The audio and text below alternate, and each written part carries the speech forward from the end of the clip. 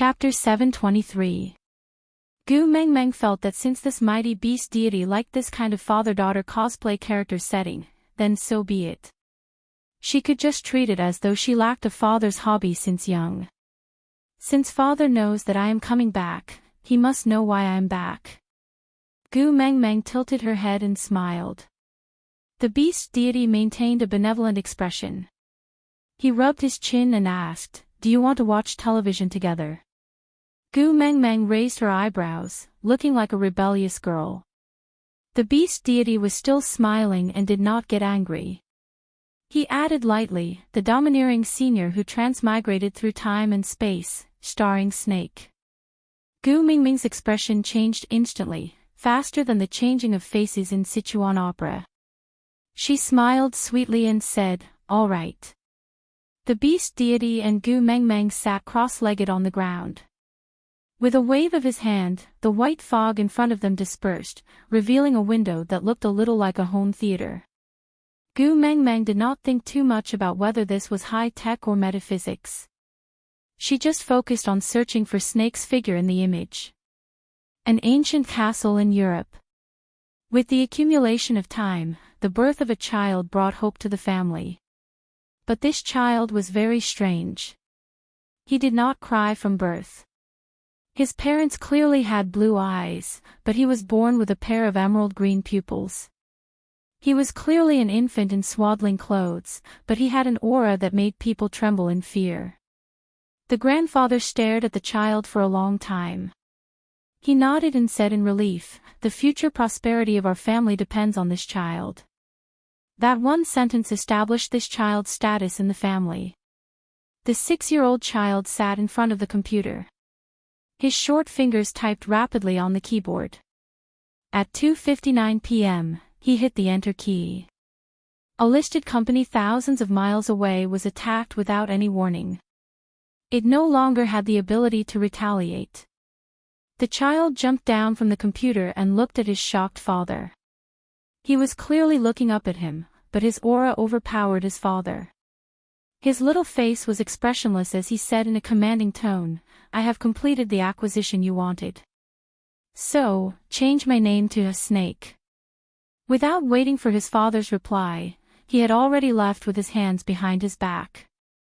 Looking at his son's small back and listening to the longest sentence his son had ever said to him, the child's father was stunned for a long time before he slowly replied, "Okay." At the age of 8, Snake had already become the master of the family. He rarely interfered with trivial matters, and no one in the family dared to go against his wishes once he opened his mouth. Because countless facts had proven that he was always right. Whether it was danger or opportunity, his senses were always the sharpest, and his judgment was always the most accurate. Because of him, an old family that had fallen to the point where only its reputation was left had suddenly risen within a few years, and was comparable to its heyday in the past. Therefore, the kidnappers had their eyes on this 8-year-old child. A car accident. The driver died on the spot and Snake's whereabouts were unknown. His family anxiously mobilized various forces to search for him, but to no avail. When the police were forced to the brink of digging 3 feet into the ground, Snake, dressed in a neat suit and a pair of clean leather shoes, walked back home in a dignified manner with a steady rhythm. No one knew what happened that day, and no one knew where the robbers went. They only heard that the abandoned factory where Snakel was imprisoned was so infested with snakes that even professional snake catchers did not dare to step foot there. Digression. Here, the long-awaited Snake's digression was released. Snake's digression would be released in this manner. All the digression related to Snake would be named as the extremely vulgar, the domineering senior who transmigrated from past life to present life falls in love with me. Those who liked Snake could just read it directly, and those who didn't could skip it when they saw the chapter name. Chapter 724. Every weekend, the elegant prince would fly to a certain city in China on a private plane. At a fixed time, he would go to a fixed amusement park to watch a very childish little theater for children that had nothing to do with elegance. At night, he would go to a local fast food restaurant to have a meal that would definitely be blacklisted.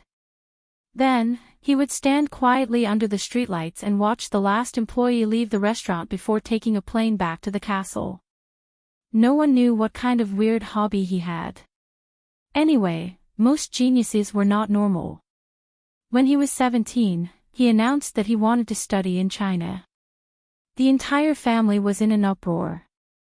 A genius who already had a double master's degree from a world-class university was going to study in a random first-year major in a third-rate university in China.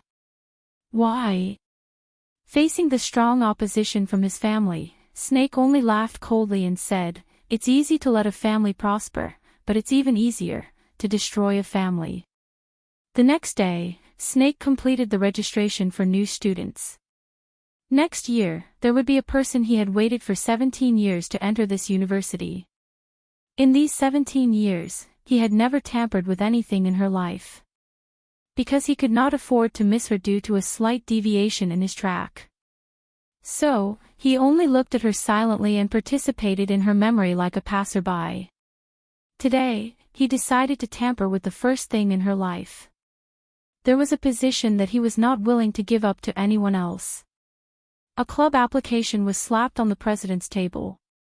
The well-built fourth-year senior looked up at the exchange student who was crowned the coolest school hunk because of his foreign appearance. With a smile, he helped him complete the registration procedures without saying a word. Don't ask why. Look at those crazy girls behind him. Did he need any other reason? Did he? No need.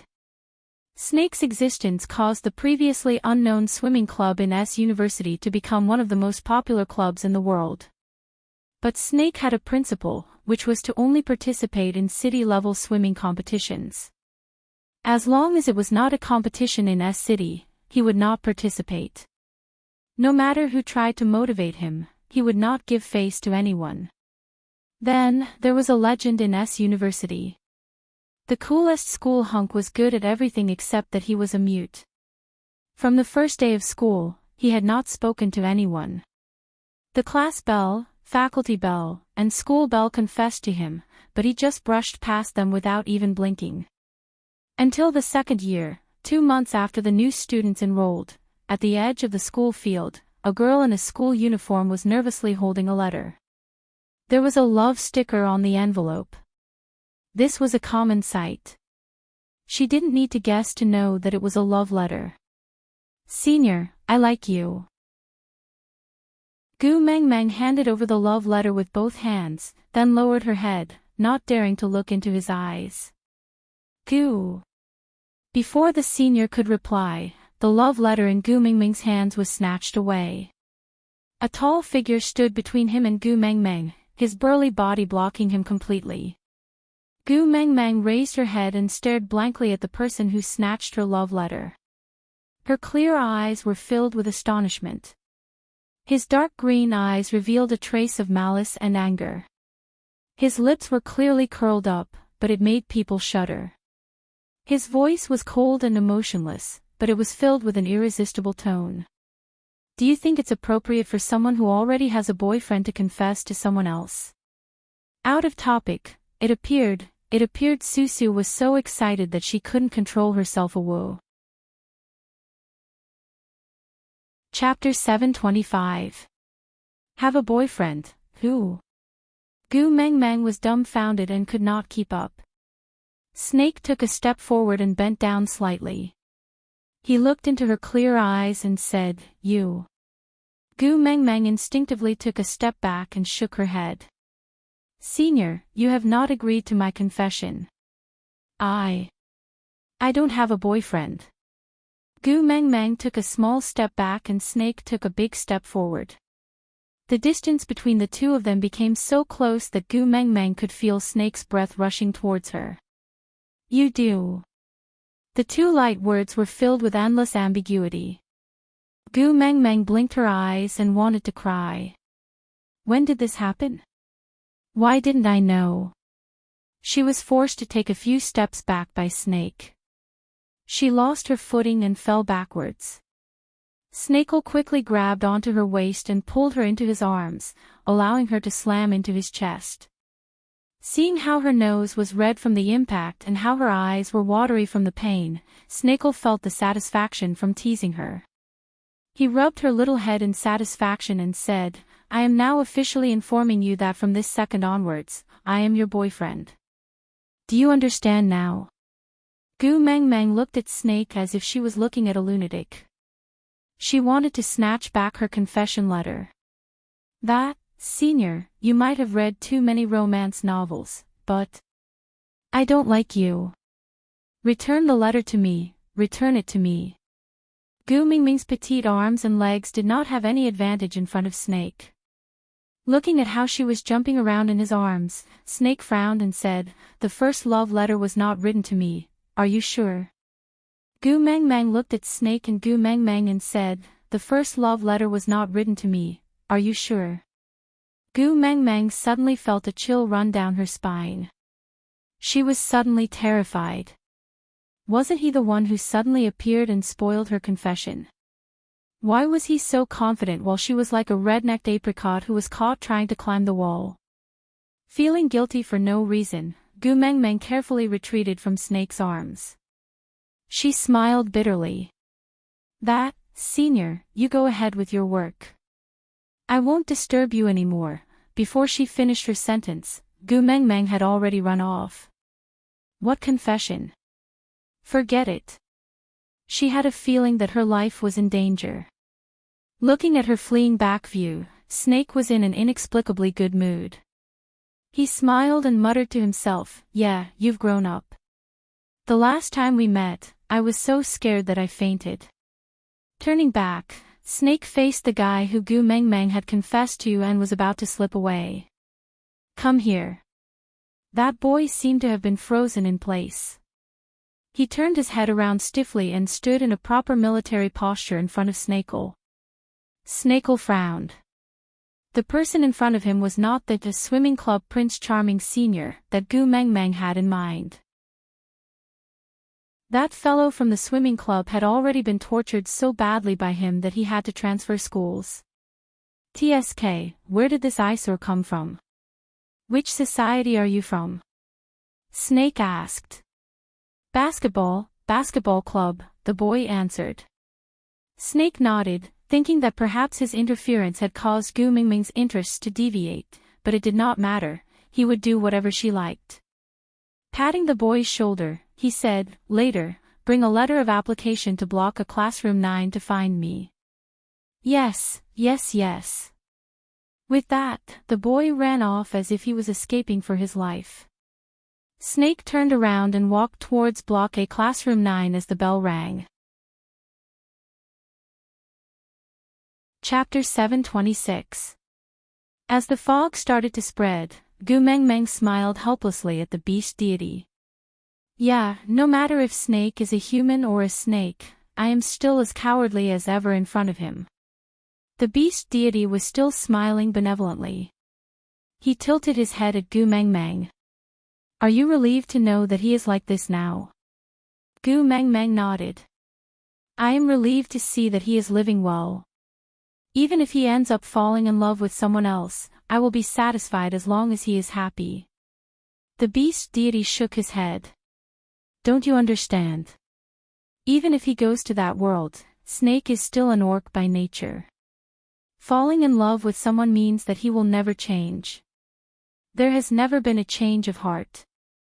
"That's true.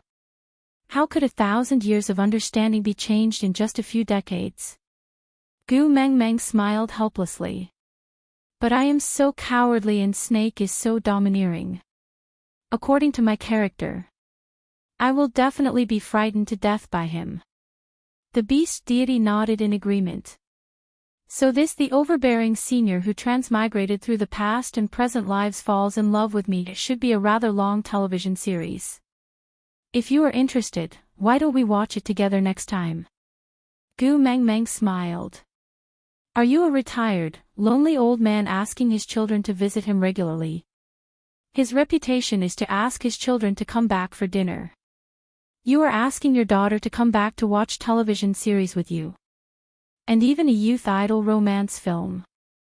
The beast deity chuckled and did not say a word. Gu Meng Meng paused. She looked up at the beast deity. What I saw just now, was it all real? You did not use some illusion spell to fool me, right? The beast deity nodded. Deities cannot lie. Gu Meng Meng heaved a sigh of relief. She suddenly felt the burden on her shoulders lightened. Although they were not in the same time-space, it was great that Snake could be happy. Back then, he had said that he was the most powerful beast king. No matter which time-space he was in, he would always be the king of the world. At that time, she was still criticizing him for being an egomaniac. Now, it seemed that what he said was reasonable. All right, I will leave now. There is still someone waiting for me at my door. The beast deity tugged at Gu Mengmeng's arm. Gu Mengmeng turned back to look at the beast deity, waiting for him to continue. The beast deity thought for a moment and said, "You really want to find those things for coal?" Gu Mengmeng smiled and asked, "Why? Are you afraid that he will activate his beast king bloodline after obtaining the treasure and harm the common people?" The beast god hesitated, then nodded. Gu Mengmeng grinned. "That's easy. Give me Qishuan's antidote. Or tell me how to cure the poison in my son's body and I won't find any treasures for coal. If you need it, I can even kill him personally. Let's see if you want to eat sashimi or hot pot. I can make sure you're satisfied." The beast deity sighed and said helplessly, as if he was looking at his daughter who was acting shamelessly, "You know, I can't interfere with the matters of the beast world." Gu Mengmeng chuckled and asked, "If you don't let me find the 5 treasures for coal, does that not count as interference?" The beast deity seemed to have expected this question from Gu Mengmeng. He did not get angry and just replied calmly, "I'm just afraid that you don't know the effects of those 5 treasures and won't be able to turn a blind eye to it." Chapter 727.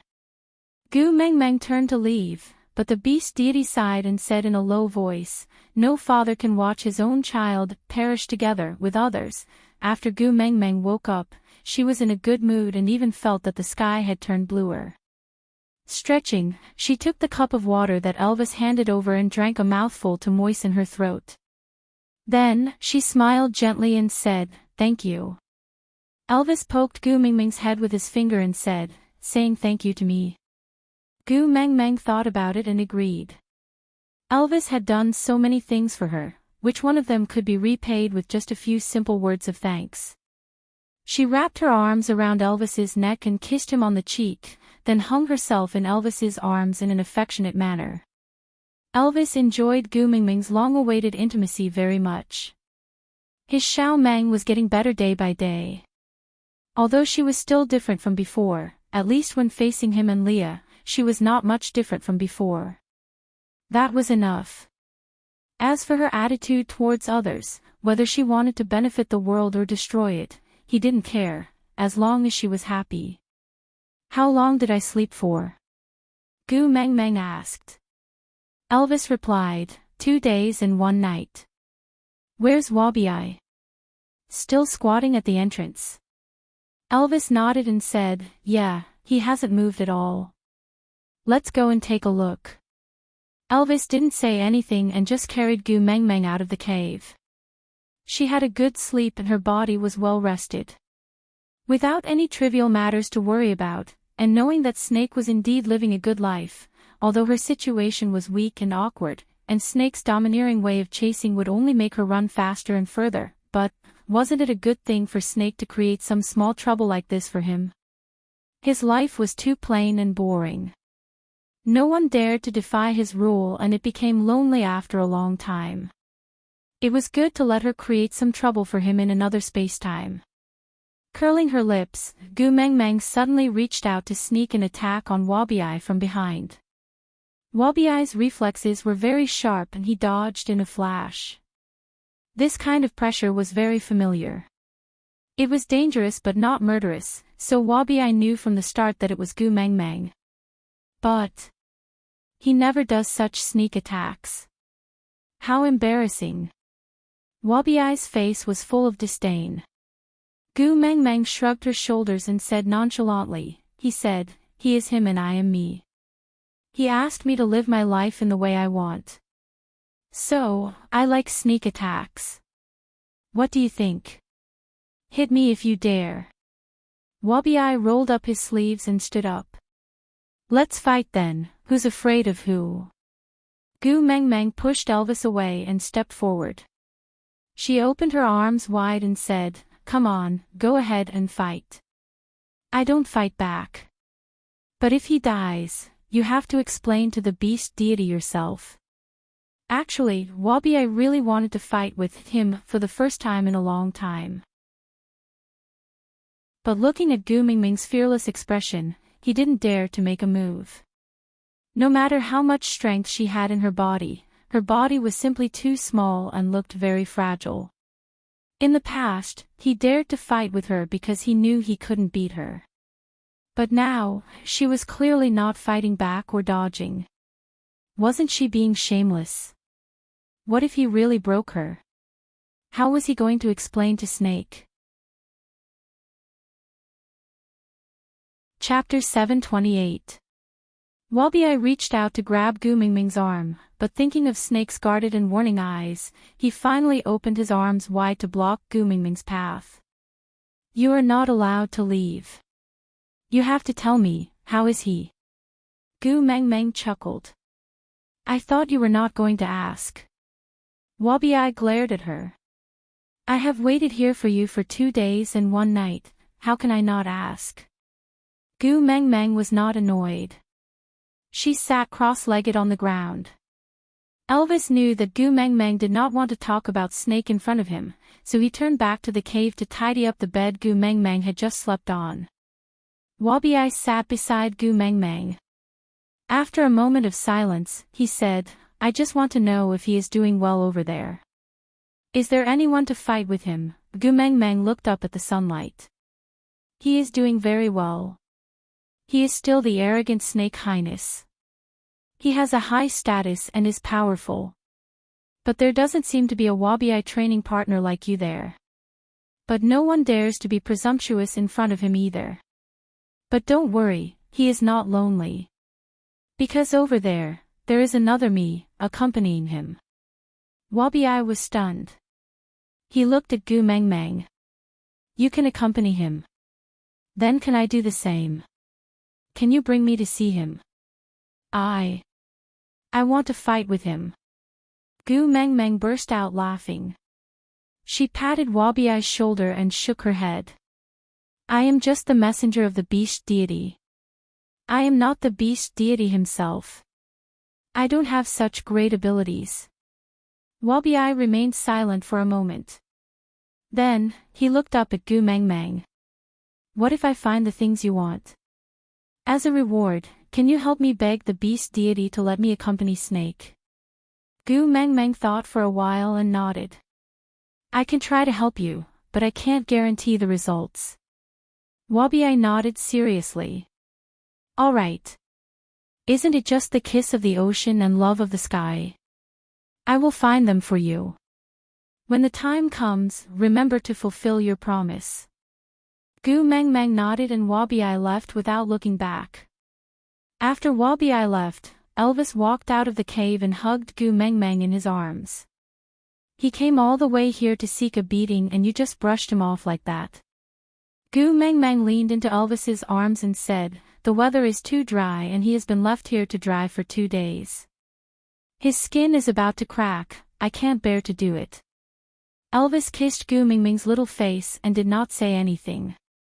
The problem of water source, he and Leah could definitely solve it. I haven't visited Qixuan for 2 days. He must be worried sick. I'm going to see my son, Gu Mengmeng said. Elvis did not object and only sent her to the border of Saint Nazir's territory. When Gu Mengmeng walked out of Cole's cave, she suddenly felt that something was wrong. She quickly walked into the cave and found that it was empty. Cole had disappeared, Qixuan had also disappeared, all the daily necessities were gone. It was obvious that this was an abandoned cave. Gu Mengmeng clenched her fists tightly and glared into the distance. She gritted her teeth. Coal. Gu Mengmeng searched inside and out for a long time, but coal did not leave any traces behind. When she returned to Saint Nazaire helplessly, Leah and Elvis were already waiting for her in the cave. Elvis frowned when he saw that she did not look well. Chapter 729. After Gu Mengmeng explained the situation at Cole's side, Leah smiled and tapped Gu Mengmeng's little head. Don't worry, Cole only brought Qi Xian to a place with sufficient water. Although he is a stray beast now, he is used to living a luxurious life. It is impossible for him to endure hunger and thirst. Really? Gu Mengmeng was skeptical. Leah nodded his head in assurance. Based on his understanding of Cole, it was definitely true. Lee's words were always right. Thinking of this, Gu Mengmeng felt much better. Caressing Lee's face, Gu Mengmeng frowned. Why did you lose so much weight? I slept for 2 days and your dark eye circles have already appeared. Lee's heart warmed when he heard that Gu Mengmeng was concerned about him. But he could not bear for her to worry, so he purposely exaggerated his emotions to show off his morbid flirtatiousness. Wrapping his large tail around Gu Mengmeng's arm, he also put on a cough cough cough, come and show some concern for me, look. He said in a slightly sorrowful tone, the original water source in the territory is not enough. I have been waiting for the next 2 days to find a new water source, but there is no progress at all. Look, my legs are so thin from running, I need Gu Mengmeng's massage to feel better. Seeing that he still had the mood to put on an act, Gu Mengmeng knew that although he was a little tired, he was definitely fine. So she gave him a push and snuggled back into Elvis's arms. Was it not enough in the previous years? Seeing that Gu Mengmeng did not buy it, Leah stopped fooling around. Straightening his expression, he said, in the previous years, there were only 3 females and over 100 males in the tribe. But this year, we have 19 females and over 300 males. So... Gu Mengmeng held her forehead. She had forgotten about the problem of the population increase. Gu Mengmeng remembered that Sandy had told her before that water was scarce during winter. Even females could only ensure basic drinking water. Bathing was out of the question for them. Males basically did not touch water anymore. They would just drink beast blood to replenish their water supply during hunting. It could be seen that Saint Nazaire's water source was especially scarce during the dry season. Gu Mengmeng held her forehead and thought for a while, before asking, other than that stream and the lake that I transmigrated from, are there any other water sources that we have? Elvis shook his head and said, there's still water in that stream. Leah has already ordered all the males to hurry up and make wooden barrels to store the water. But there's a limit to how long the wooden barrels can store the water. In a few days, even if the water hasn't been drunk, it will all be gone. But right now, there's no better way. The wooden barrel was made by cutting off a tree and then hollowing out the center. Although there were no gaps and the entire barrel was one piece, the problem was that the wood itself had leakage problems, so it couldn't be used as a long-term storage tool. Gu Mengmeng thought for a moment, then stood up and said, let's go, accompany me out for a walk. Elvis and Leah did not hesitate, no problem was more important than Gu Mengmeng. So what if there was no water source?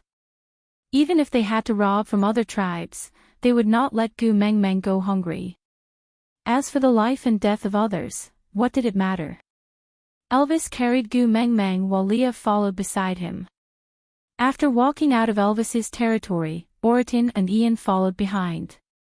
The basic equipment for a messenger of the beast deity was finally ready. Every year during the dry season, is there any place in our territory where the vegetation is not too affected by the drought? Gu Mengmeng asked. Lee's eyes lit up. He looked at Gu Mengmeng and said, you mean, aside from the topic, the frequency of the author's words today was a little high. I was afraid that you guys would not be used to it, so I specially mentioned it, Today's update has ended. Today's update has ended. Today's update has ended. Chapter 730. Sauter never lacks water during the dry season, isn't it because of that well? Gu Meng Meng continued Li's sentence. Leah could not hide the smile on his face. How could I forget that you are the messenger of the beast deity? You can communicate with the beast deity and ask the beast deity to bestow us the eye of life. Gu Meng Meng rolled her eyes. She was already numb to how the previous messenger of the beast deity named everything in this world with such Chinibyu names. Fire was fire.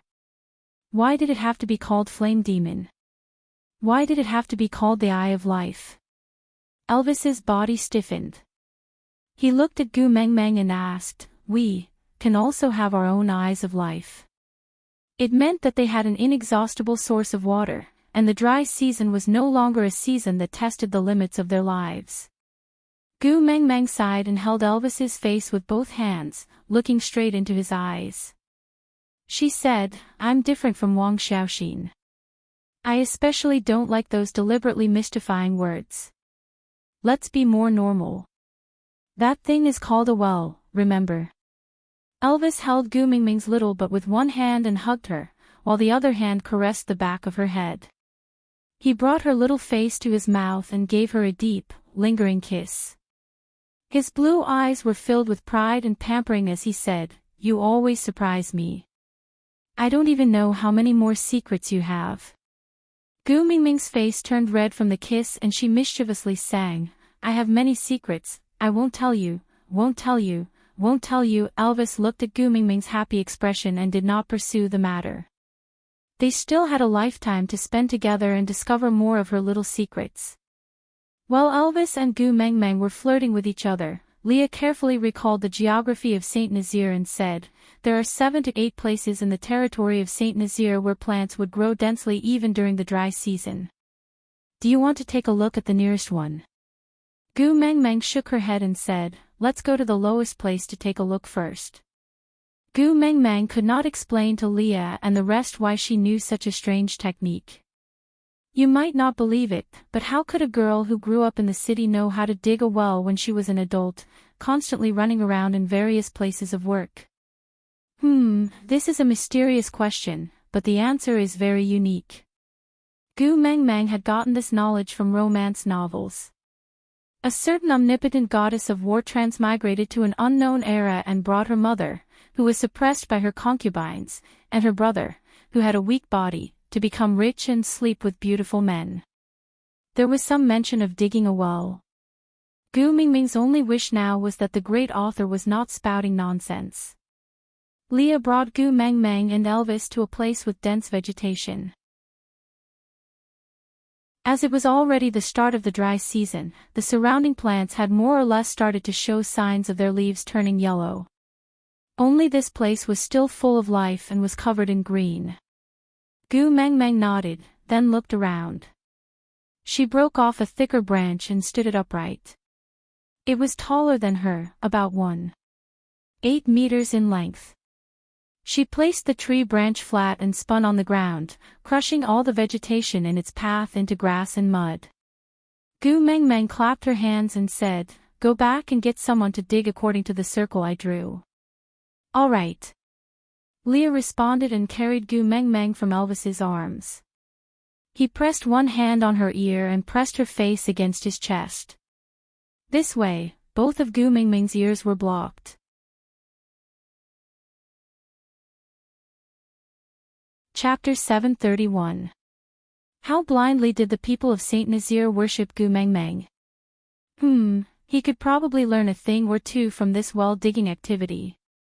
Almost all the males and females in the tribe were here, all of them looking curiously at the circle of grass and mud with a tree branch. The 18 females stood closest to the grass circle and stared at it. No one knew if they could see anything from it or not. The males stood by Elvis's side obediently, waiting for his orders. After the battle with the stray beasts and Gu Meng Meng's unexpected outburst, there were no longer any first-level orcs left in Saint Nazaire. Those who could stand here now were considered to have strong fighting abilities. Elvis instructed everyone to dig according to the circle drawn by Gu Meng Meng without any explanation. With just this one order, the males all revealed their sharp claws and started working with their families as a unit. Actually, they did not have to dig very deep, about 3 to 4 meters would suffice. But there were no shovels or excavators, so they had to rely on their hands, so the difficulty was quite high. She ordered the males to do things, so as compensation, Gu Meng Meng naturally had to take care of the females. Luckily, these females were Gu Meng Meng's fans, so they pestered Gu Meng Meng for no other reason than to tell her stories. But this time, they did not want to listen to Yu Xijin's story. They wanted to listen to Snake's story. Gu Meng Meng's experience in the Snake King Valley had been spread like wildfire, but there was no fixed version. The more it was spread, the more outrageous it became, making everyone itch for it. It was a rare chance, so they naturally pestered Gu Meng Meng to listen to the real version. Gu Meng Meng could not resist everyone's enthusiasm, so she started telling the story from the second she opened her eyes in the Snake King Valley. How did she enter, she could not say, because she had promised Ian not to let others know that she had climbed on his back. When she talked about how Ellie wanted to kill her, all the females looked at Gu Meng Meng with reddened eyes, as if they were about to cry. They said angrily, if not for the messenger's kindness in taking her in, she would have been snatched away by the stray beasts. How could she be so vicious? She was clearly a complete female, but still disguised herself as a half-orc female to sneak into the tribe. She did not have good intentions from the start. I was wondering why she kept going to Sandy's house, so she went there to sow discord. Luckily Sandy did not fall for it, or else. Gu Meng Meng listened to everyone's comments and did not give any response. Hate Ali. Far from it. They just had different standpoints. She could only blame herself for being too weak, for not being able to protect her children and even sacrificing herself. She had almost caused Elvis and Leah to suffer the backlash of the mating contract. Moreover, he was already dead, so whatever grievances he had should be in the past. Gu Meng Meng felt that it was not worth fighting with a dead person, because no matter how much you hated her, you did not have the ability to snatch her back from the hands of the King of Hell and kill her again. The topic was a little off topic, and the females were in a heated discussion. There were 19 females here. It was comparable to an agricultural wholesale market. Gu Meng Meng did not have the intention to pull them back to the main topic of discussion and let them scold Ellie with righteous indignation. It wasn't until a cheer came from the male digging the well that the discussion of the females came to an abrupt end. Gu Meng Meng stood up and walked to the edge of the well. She looked down and smiled.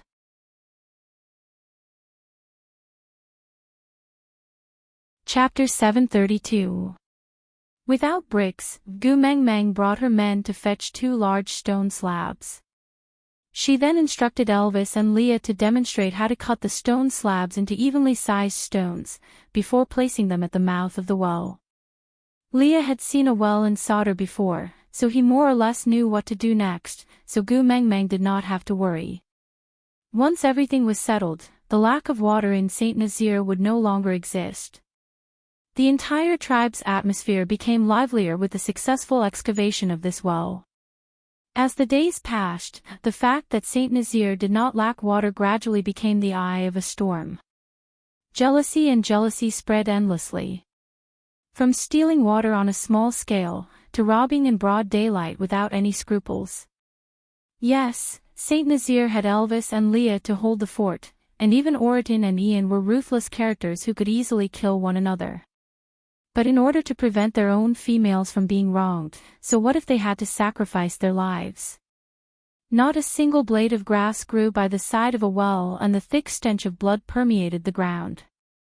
If not for the fact that Gu Meng Meng had tasted blood when she drank the water, she would never have known what kind of conflict had arisen from a water well that was supposed to be a blessing. When Gu Meng Meng brought Elvis and Leah to the side of the well, she did not know which tribe was fighting with Oriton. The other party was clearly not Oriton's match, and was already being stepped on by Oriton.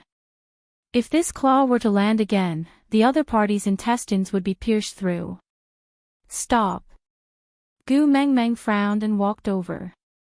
Seeing the person, Oriton stopped what he was doing and walked to Gu Mengmeng's side, dutifully playing the role of a bodyguard. That person who was beaten to the ground squinted his eyes, as if he could not see clearly. After staring for a long time, he suddenly froze, then flipped over and prostrated on the ground, his entire being filled with fear and trepidation. Gu Mengmeng was a little surprised. Just now when he was almost beaten to death by Oriton, he still had an unyielding look. Why did his face change the moment he appeared? Could it be that Snake's domineering aura was revealed again? Great messenger. I just wanted to find some water for my female to drink. I deserve to die for offending the great messenger. Please don't vent your anger on Sha Ku, just punish me. I beg you. Gu Mengmeng chuckled, feeling helpless. The only thing that could make these unyielding males in the beast world cower for a second was their females. Gu Mengmeng walked to the well and sat down. She lowered her head and looked into the well. The water level did not seem to decrease at all. This well was obviously connected to an underground water vein. The water could be said to be endless, so there was no need to risk his life to guard it. It was meaningless. However, the location of the well was within Saint Nazir. If anyone were to casually enter to collect water, it would affect the sovereignty of the territory. Saint Nazir was won back by Elvis and Leah after risking their lives. Even if she could not expand the territory, there was no reason for her to give it away to others. Thinking about this, Gu Mengmeng lowered her head to look at the male who was still crawling on the ground and asked, "Is there a witch doctor in your tribe?" The male shuddered, thinking that perhaps this was the time for divine punishment. It didn't matter, as long as Shako wasn't implicated. Gritting his teeth, he nodded and replied, reporting to Lord Emissary, "Our tribe has a witch doctor." Chapter 733. The male lifted his head, looking at Gu Mengmeng in shock and confusion, asking if there was a witch doctor, not to sacrifice him to the heavens, but to throw the game. Gu Mengmeng's expression was indifferent as she continued, "The witch doctor is a member of the clergy and is considered my subordinate. I allowed them to use my name to benefit the various tribes, but other than the witch doctor, anyone who entered Saint Nazir without permission would be treated as an intruder and be exiled and slaughtered. Furthermore, the tribe's right to collect water would be permanently revoked. Do you hear me?" Yes. I heard you clearly." The male kowtowed to Gu Mengmeng fiercely twice, then ran back with a body full of injuries. Gu Mengmeng sighed and looked at Leah and Elvis. She said helplessly, "Why did you make such a good well look like a murder scene?" Elvis frowned and pursed his lips. After deliberating for a long while, he slowly said, "What if you don't have enough water to drink after giving them?" Gu Mengmeng chuckled and asked, "Is it because of this that you guys risked your lives to get water?" Elvis nodded. "This well concerns the lives of all the females in the tribe. The males must protect it with their lives." Gu Mengmeng leaned into Elvis's arms and asked, "Why didn't you tell me that someone came to snatch it?" Elvis sighed softly and said, "I don't want to annoy you over such a small matter." Gu Mengmeng smiled and asked, "Yeah, then if I don't know, are you guys planning to keep killing everyone who comes here for water?" Elvis nodded solemnly and sincerely. Gu Mengmeng was speechless. "Leah, why didn't you stop him?" Leah shrugged. "Why should I stop him? If they had come to beg me nicely, I might have been able to accommodate them. But since they want to steal and rob, we naturally can't let them off." Gu Mengmeng was also helpless. It seemed like there was no such rule in the beast world where begging for help did not exist. Whatever they fancied, they would snatch it openly. Waving his hand, he said, "Forget it, inform the nearby tribes to send witch doctors to Saint Nazir to discuss if they need water. If there are any more intruders, they will be dealt with in contempt of the divine authority." Yes, sir, Oriton answered and then left. He was the protector of the emissary, so it was natural for him to arrange such matters as conveying orders. Gu Meng Meng clicked her tongue and said, "The ground is full of blood, it looks quite horrifying." Elvis carried Gu Meng Meng back into his arms and kissed her little face, saying, "I'll get someone to bring fresh soil from somewhere else to plow the ground." Gu Meng Meng nodded and followed Elvis and Leah back into the cave. The witch doctor was handed over to Leah to handle. Gu Meng Meng was happy to have some free time as she accompanied her 3 sons to sunbathe on a huge rock. 2 months passed in the blink of an eye. The news of the Eye of Life in the Saint Nazir tribe and the messenger of the beast deity allowing the witch doctors of each tribe to collect water spread like wildfire in the beast world. To Gu Meng Meng, it was just a small matter that was not worth mentioning, but it raised her reputation to another level in the beast world, to the extent that it was like a fairy descending to the mortal world. One day, when Leah was organizing the witch doctors who queued up to fetch water from the well, a head suddenly popped out from the well.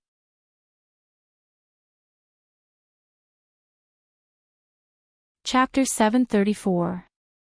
Lee's sharp claws were already swinging towards that head, not to slice off his head, but to pull him out from the well. Blood could not be seen here. What would Meng Meng drink if the water source was polluted? But that head was very cautious. Once it saw Leah approaching, it immediately shrunk back. Then, there was the sound of water splashing, followed by the sound of water splashing. Leah frowned, feeling impatient. If he drowned to death in the well, the water in the well would all be polluted. Stepping forward, Leah leaned over the mouth of the well and looked down. A stream of water shot out from the bottom of the well. As fast as lightning, Leah dodged in a panic, but his face was still scratched by the water. A drop of blood dripped down from the side of his face. Leah frowned, his eyes filled with murderous intent. Meng Meng had praised this face many times, but it was actually injured by him. Looking again, when Leah looked at the mouth of the well, it was as if he was looking at a dead person. "I want to see the messenger of the beast deity." A voice came from the bottom of the well, echoing through the emptiness caused by the sound amplification effect of the walls of the well. "Who are you?" Leah asked in a low voice. His tone was so calm that it seemed nonchalant, but the other witch doctors standing beside him were drenched in cold sweat, their hearts beating like drums, and they were terrified. The person in the well did not speak again, only the sound of water splashing could be heard. His meaning was obvious: if the messenger of the beast deity did not come, he would monopolize this well, and no one could hope to get a drop of water from here. The well was very important, but Gu Meng Meng was more important. Leah would definitely not allow this aggressive person of unknown origin to get close to Gu Meng Meng. So, this matter was suppressed by Leah. The witch doctors from the various tribes did not manage to get any water, but did not dare to say anything, waiting for Leah to think of a way to get that fellow out of the water. But, how long could he hide it?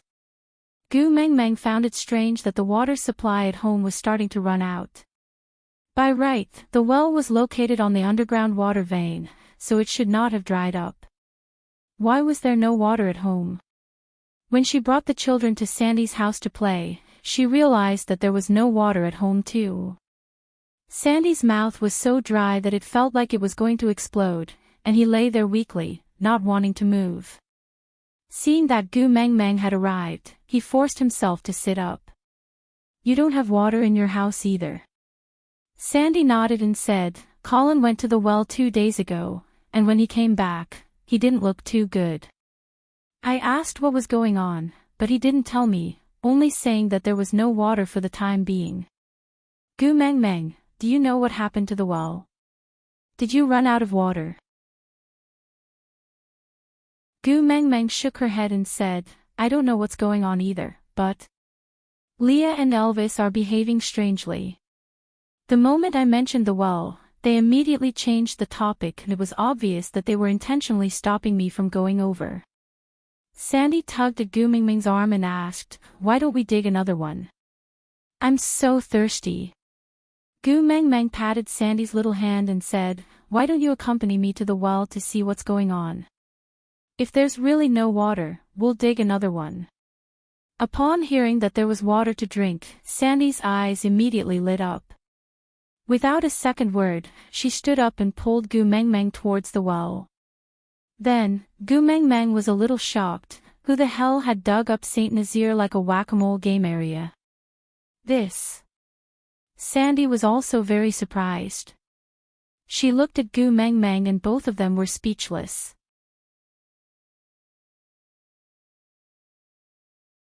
Chapter 735. Gu Meng Meng let go of Sandy's hand and told her to stay where she was and not move. Sandy nodded obediently and stretched her neck to look at Gu Meng Meng. Gu Meng Meng walked to the side of the well and waited before patting the huge rock. If it was in the past, she would definitely give up. But now, with one slap, the huge rock flew far away and landed on the ground with a thud, creating a cloud of dust. Gu Meng Meng stuck her head into the well and before she could see anything clearly, a stream of water shot out. Thanks to Snake, Gu Meng Meng's body reacted faster than her eyes and she dodged it with a slight tilt to the side. And in that brief glimpse, the person at the bottom of the well also saw Gu Meng Meng's face. After a moment of silence, a cautious and probing voice came from the bottom of the well. "Are you, the messenger of the beast deity?" There was someone. Gu Meng Meng's first reaction was that someone had fallen into the well. Was this a scene from the Qing dynasty? Throwing someone into the well and pinning him down with a rock? Destroying the corpse and erasing the evidence? But that was not right either. Whether it was Saint Nazir or the surrounding tribes, who did not treat this well as their lifeblood. There were so many ways to kill someone, who would destroy this well just for one person. "Who are you?" Gu Meng Meng did not answer but asked back. Slowly, a head rose from the bottom of the well. His bright and radiant eyes carried a tinge of unfamiliarity and caution as he sized Gu Meng Meng up from the side of the well. After a long while, he spoke again. "May I ask, are you the messenger of the beast deity?" Gu Meng Meng had seen countless handsome men ever since she came to the beast world. Not mentioning the others, just the three men with the mark on her body were definitely the most handsome men. But even so, when she saw that pair of eyes, Gu Meng Meng was still dazed. It had nothing to do with lust or any other factors, just that, it was as if through that pair of eyes, one could see the entire galaxy flowing in front of them. It was dazzling and eye-catching but without a trace of filth. It was so clean that one could not help but want to protect it, not wanting any speck of dust to taint its purity. Gu Meng Meng was willing to believe that the owner of such a pair of eyes was not a bad person. Gu Meng Meng could not help but soften her voice by an octave, as if she was coaxing her son. "Yes, I'm the messenger of the beast deity, Gu Meng Meng. What about you? Who are you and why are you in the well?" The owner of the eyes slowly stretched out his hands and leaned against the wall of the well. His little head poked out of the well. He pursed his lips and said, "I am Prince Fei Rui of the mermaid race." Fei Rui's face was the type that made people want to protect him. It was not an exaggeration to say that Fei Rui could stimulate Gu Meng Meng's maternal love more than the 4 steamed buns. Her eyes were like cold stars, her nose was round and straight, and her lips were a light pink. She pursed her lips lightly like a child who had been wronged. Her face was round and had a baby face feel to it. There were no edges or corners on her face. Her whole person was round and cute.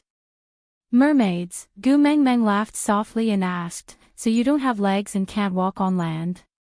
Fei Rui was stunned and shook his head. "I'm a second-rank beast man, I can take human form. However, the emissary said that to enter without permission is to defy the authority of the gods, so I didn't dare to come out."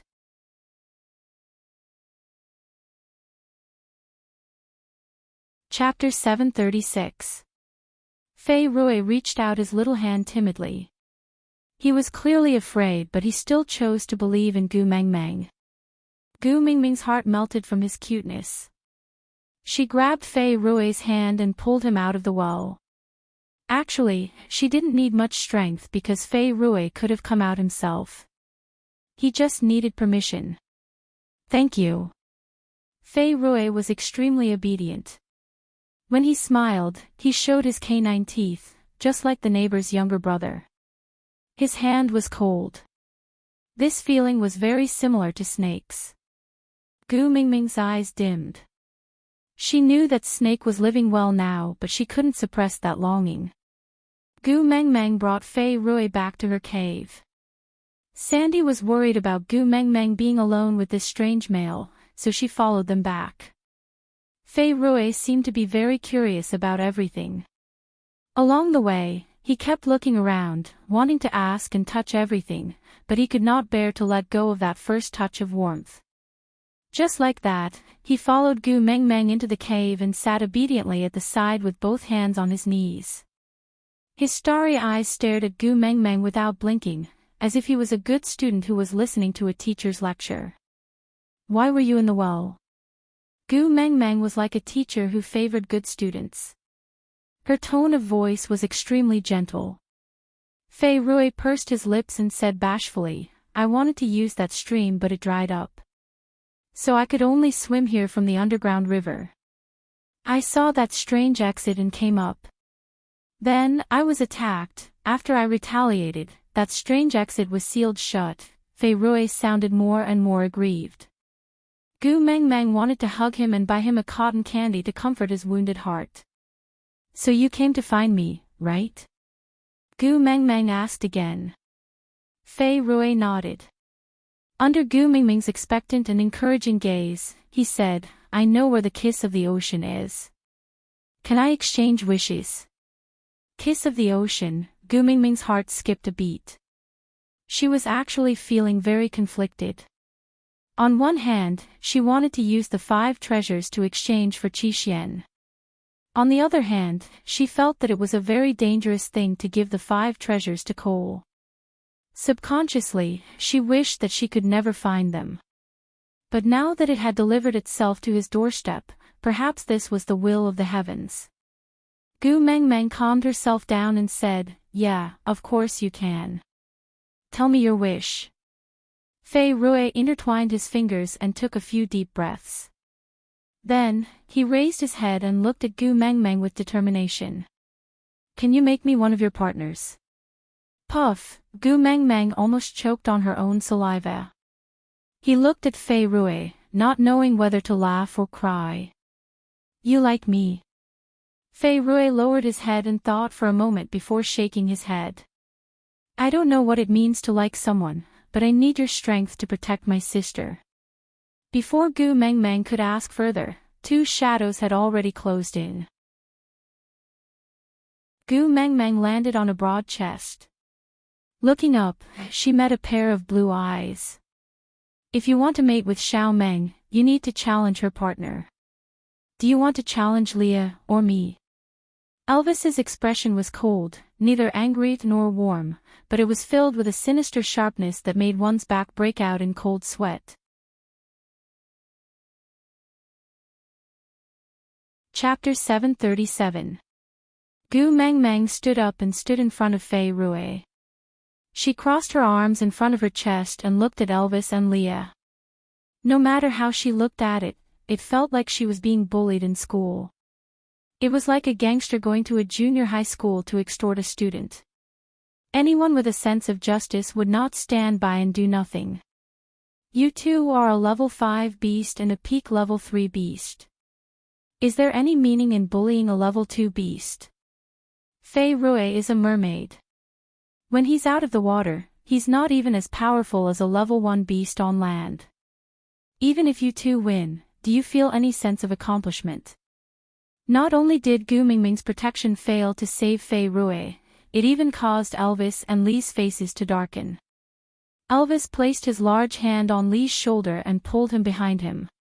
He then stood up and walked towards Gu Mengmeng with a dark expression. You like him? Gu Mengmeng sighed. Fei Rui is still a child. Elvis scooped Gu Mengmeng into his arms and carried her with one arm. Then, he pointed at Fei Rui and said, "Second-level beast, an adult, not a child." Here it comes again. In Elvis's eyes, all the males in the world seemed to have an affair with Gu Mengmeng. Gu Mengmeng said helplessly, "He came to me to present a treasure, he wants the reward for saving his sister." Elvis's face was still black as he said, "Yeah, the way to save his sister is to mate with you." Gu Mengmeng didn't know whether to laugh or cry. He has been living in the ocean all year round and has never seen the world. He doesn't know that there are thousands of ways to save people. If his motive is just to save his sister, we can actually provide him with other solutions, right? Elvis did not back down and said, "But he has already requested to mate with you, so either Leah or I have to accept the challenge." Gu Mengmeng face-bombed, feeling rather helpless. Looking at Fei Rui's confused and guarded expression, Gu Mengmeng felt like she was a vicious stepmother who was abusing Cinderella. As for Elvis and Leah, they were probably Cinderella's elder and second elder sisters. Gu Mengmeng looked helplessly at Elvis and Leah, who were as cold as ice, and said, "We still have to inspect the goods first, right? What if he couldn't take out the kiss of the ocean? Then there's no need to mention the reward, right?" Elvis did not speak, but his heavy breathing showed that he was angry, very angry, very angry. Leah wagged his tail and placed an arm on Elvis's shoulder. He looked at Gu Mengmeng with a slightly aggrieved expression and said, "You just want to protect him, right?" Gu Mengmeng was rendered speechless by Li's words. She stammered and said, "Look, Fei Rui left his hometown to deliver news to us. We can't possibly bully him because he's a foreigner, right?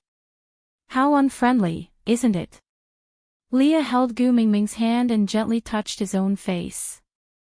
He became even more aggrieved and said, "But he almost ruined my face the moment he came. If I was disfigured and scarred, you would not like me anymore.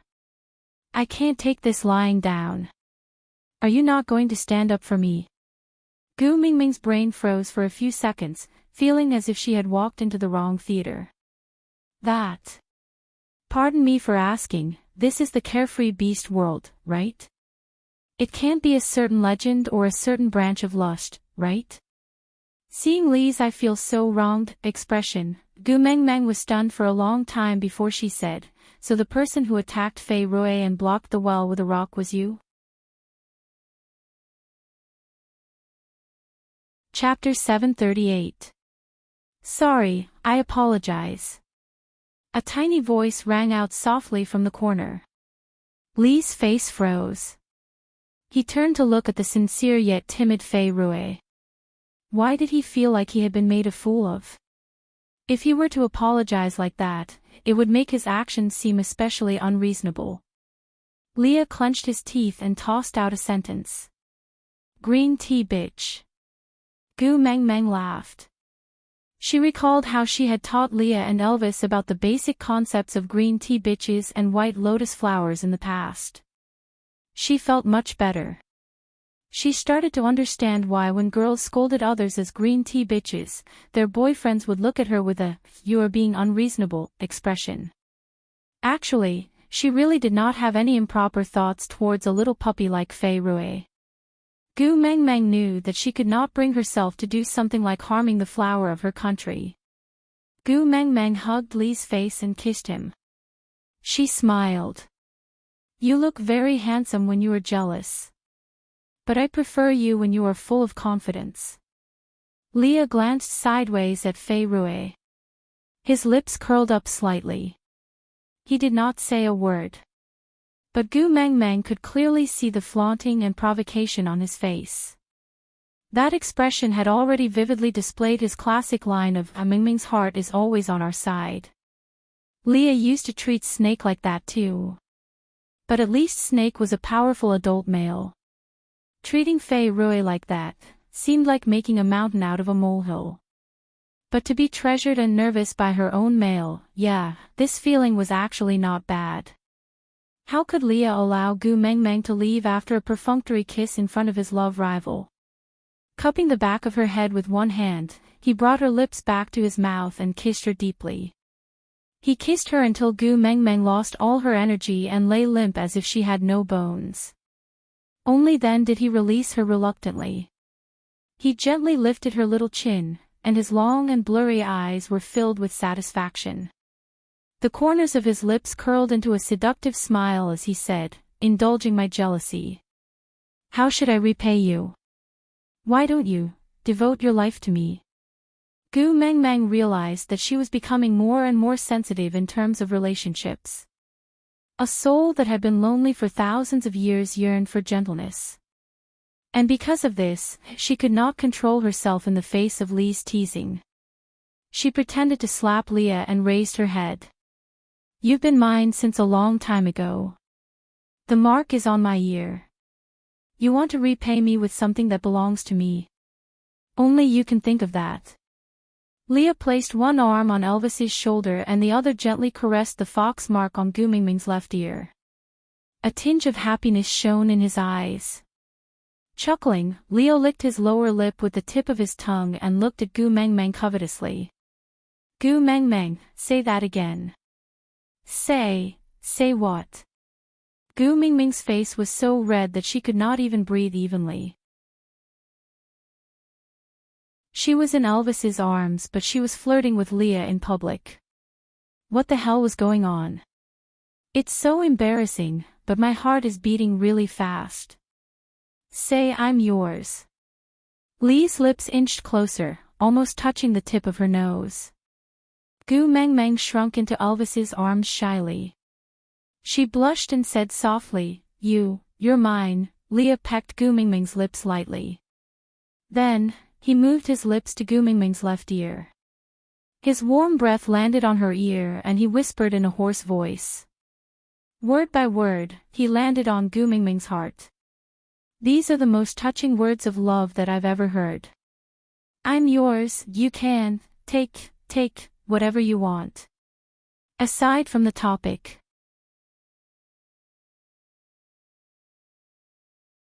Chapter 739. Gu Mengmeng felt as though her heart was about to jump out of her chest. She quickly pushed Leah away and buried her blushing face into Elvis's chest, not saying a word. But Leah was smiling brightly. He poked Gu Mingming's little head from behind and said, All right, come out quickly. I won't tease you anymore. Elvis will kill me if I hold it in for too long. The more Leah poked her, the more Gu Mengmeng tried to hide. She really felt a little embarrassed. It would have been fine if it was just Sandy, but that Fei Rui was also there. He was still a child. Was it really alright to flirt in front of a child? Elvis looked at the interaction between Leah and Gu Mengmeng and only smiled gently and helplessly. Luckily, compared to Fei Rui, that little white flower of unknown origins, Gu Mengmeng clearly preferred Leah, that flirtatious B***tch. It seemed like there would not be another family member at home. This made Elvis heave a sigh of relief. He then looked at Fei Rui, who did not seem to be the least bit jealous of Gu Mengmeng and Li's flirting. He just stared blankly at them, as though the doors to a new world had been opened. That pair of eyes, they were really so clean that they did not seem like something that should exist in this world. Elvis raised his free hand and placed it on Li's shoulder. Enough is enough. Leo was also observing Fei Rui. He realized that although he had requested to mate with Gu Mengmeng, he did not seem to know much about it. Or rather, he did not have any intentions towards Gu Mengmeng. After testing him out, he exchanged glances with Elvis.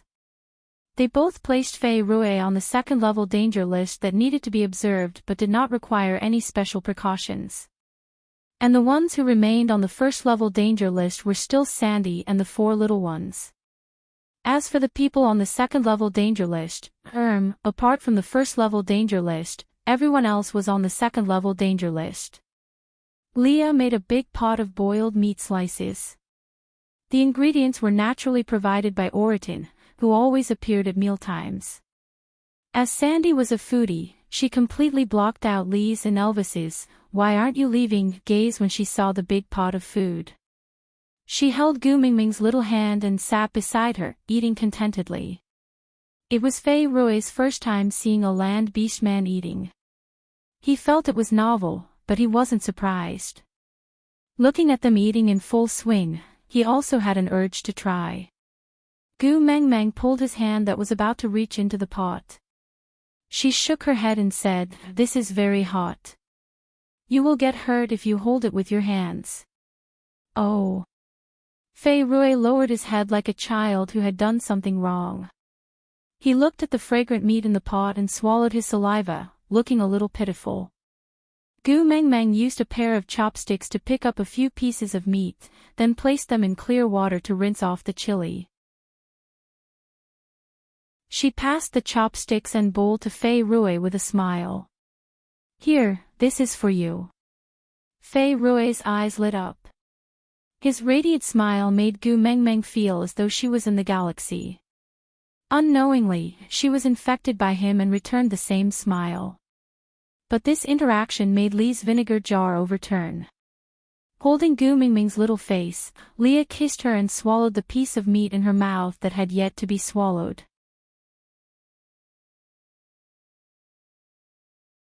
Chapter 740. After lunch, Boratin was in charge of cleaning the kitchen waste and washing the pots. Sandy could not stand Leah and Elvis's dark faces and secretly chasing them away, so they all left. Then, Fei Rui sat in a corner, facing Gu Mengmeng, who was all smiles, and Elvis and Leah, who were standing on his left and right. It felt like a three-division joint hearing. Gu Mengmeng had always been patient with beautiful children, so she smiled and said, "All right, now let's talk about serious matters. What happened to your sister? Why do you need me to rescue her?" At the mention of his sister, Fei Rui's face was filled with worry. He pursed his lips and said, "My sister is the prettiest little princess in the mermaid tribe. She is smart and kind. But because of this, she incurred the jealousy of Dora. Dora stole the giant fish tribe's treasure and framed my sister, so the leader of the giant fish tribe, Carter, kidnapped my sister." Gu Mengmeng frowned and sighed. A woman's jealousy could sometimes be very crazy and unreasonable. "Then what do you want me to do?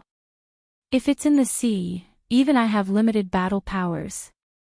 Elvis may be a 5th-level beast, but he can't use his full power underwater."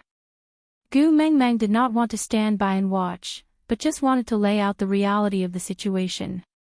If the person who had the power of a beast king was Snake instead of herself, she could easily agree to Fei Rui's request.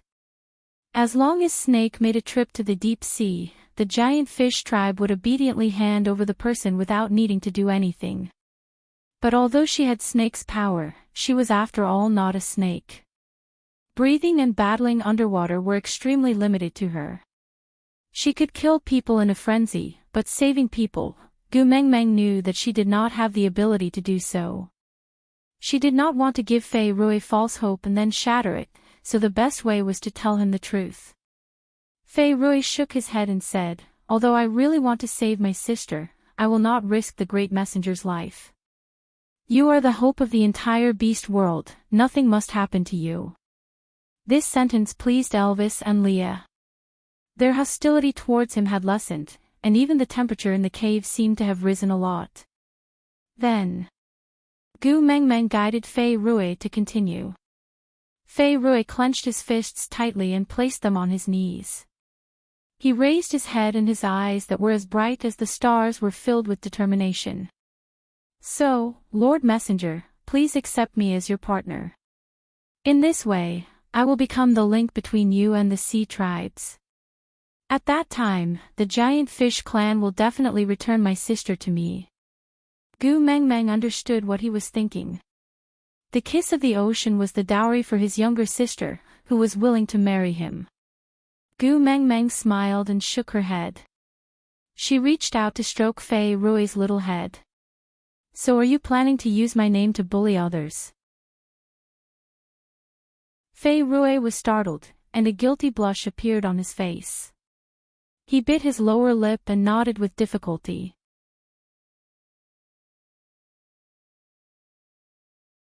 Chapter 741. Gu Mengmeng tapped her fingers rhythmically on Elvis's arm. This was a sign that she was in deep thought. Actually, Elvis and Leah had countless methods to settle such a small matter. Although there might be some unexpected situations in the ocean, Elvis and Leah were too good at forcing someone to hand over something. Elvis and Leah were too good at it. However, they didn't say much. They were willing to wait for the little woman to come up with an unreliable or very roundabout method. Then, they would let her try it. Even if she stabbed the sky down, the two of them would hold it up for her. Being able to clean up the mess for his female was the value of a male's existence. He really missed the times when she used her power to bully others. In that case, he was starting to miss Nina. Gu Mingming's tapping fingers suddenly stopped. Her lips curled into a sly smile. Since it's so troublesome to find a specific fish in the ocean, why don't we let this fish come to us on its own? Fei Rui tilted his head, his bright eyes filled with confusion. Gu Mengmeng chuckled. The female Dora of the mermaid tribe has found the treasure that the messenger of the beast deity needs. As long as you bring it to me, I can fulfill a wish. Leah and Elvis exchanged a smile. How could their little female be so adorable when she was lying to others? Her large eyes were filled with a sly smile. It was mischievous but very seductive. Fei Rui didn't understand Gu Mingming's plan. He shook his head. Dora did steal the treasure of the giant fish tribe, but it wasn't the kiss of the ocean. Gu Mengmeng was tickled by Fei Rui's kindness and innocence. She shook her head in exasperation. You are indeed still a baby. The mutual deceit of the adult world doesn't suit you. Let me do this kind of trickery. You just wait for Dora to bring the treasure back, then go and exchange it for your sister. Fei Rui didn't understand Gu Mingming's plan. But he felt that these three people before him had a certain kind of power. Her words didn't need any other evidence to convince him. Gu Mengmeng went through this plan a few more times in her mind. She thought of a few ways to complement each other. Then, she stretched lazily and looked at Fei Rui. Are you all right leaving the water for a long time? Fei Rui blinked his bright eyes and nodded.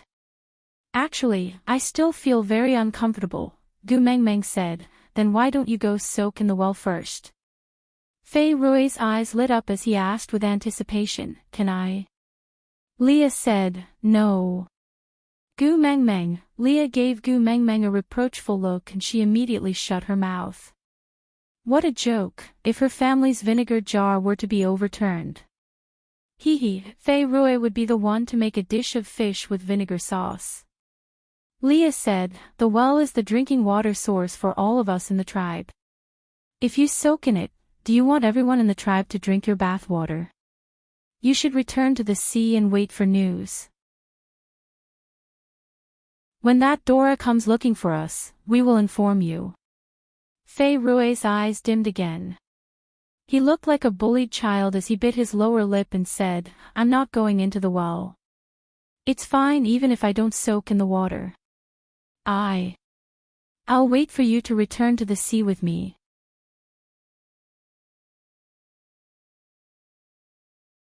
Chapter 742.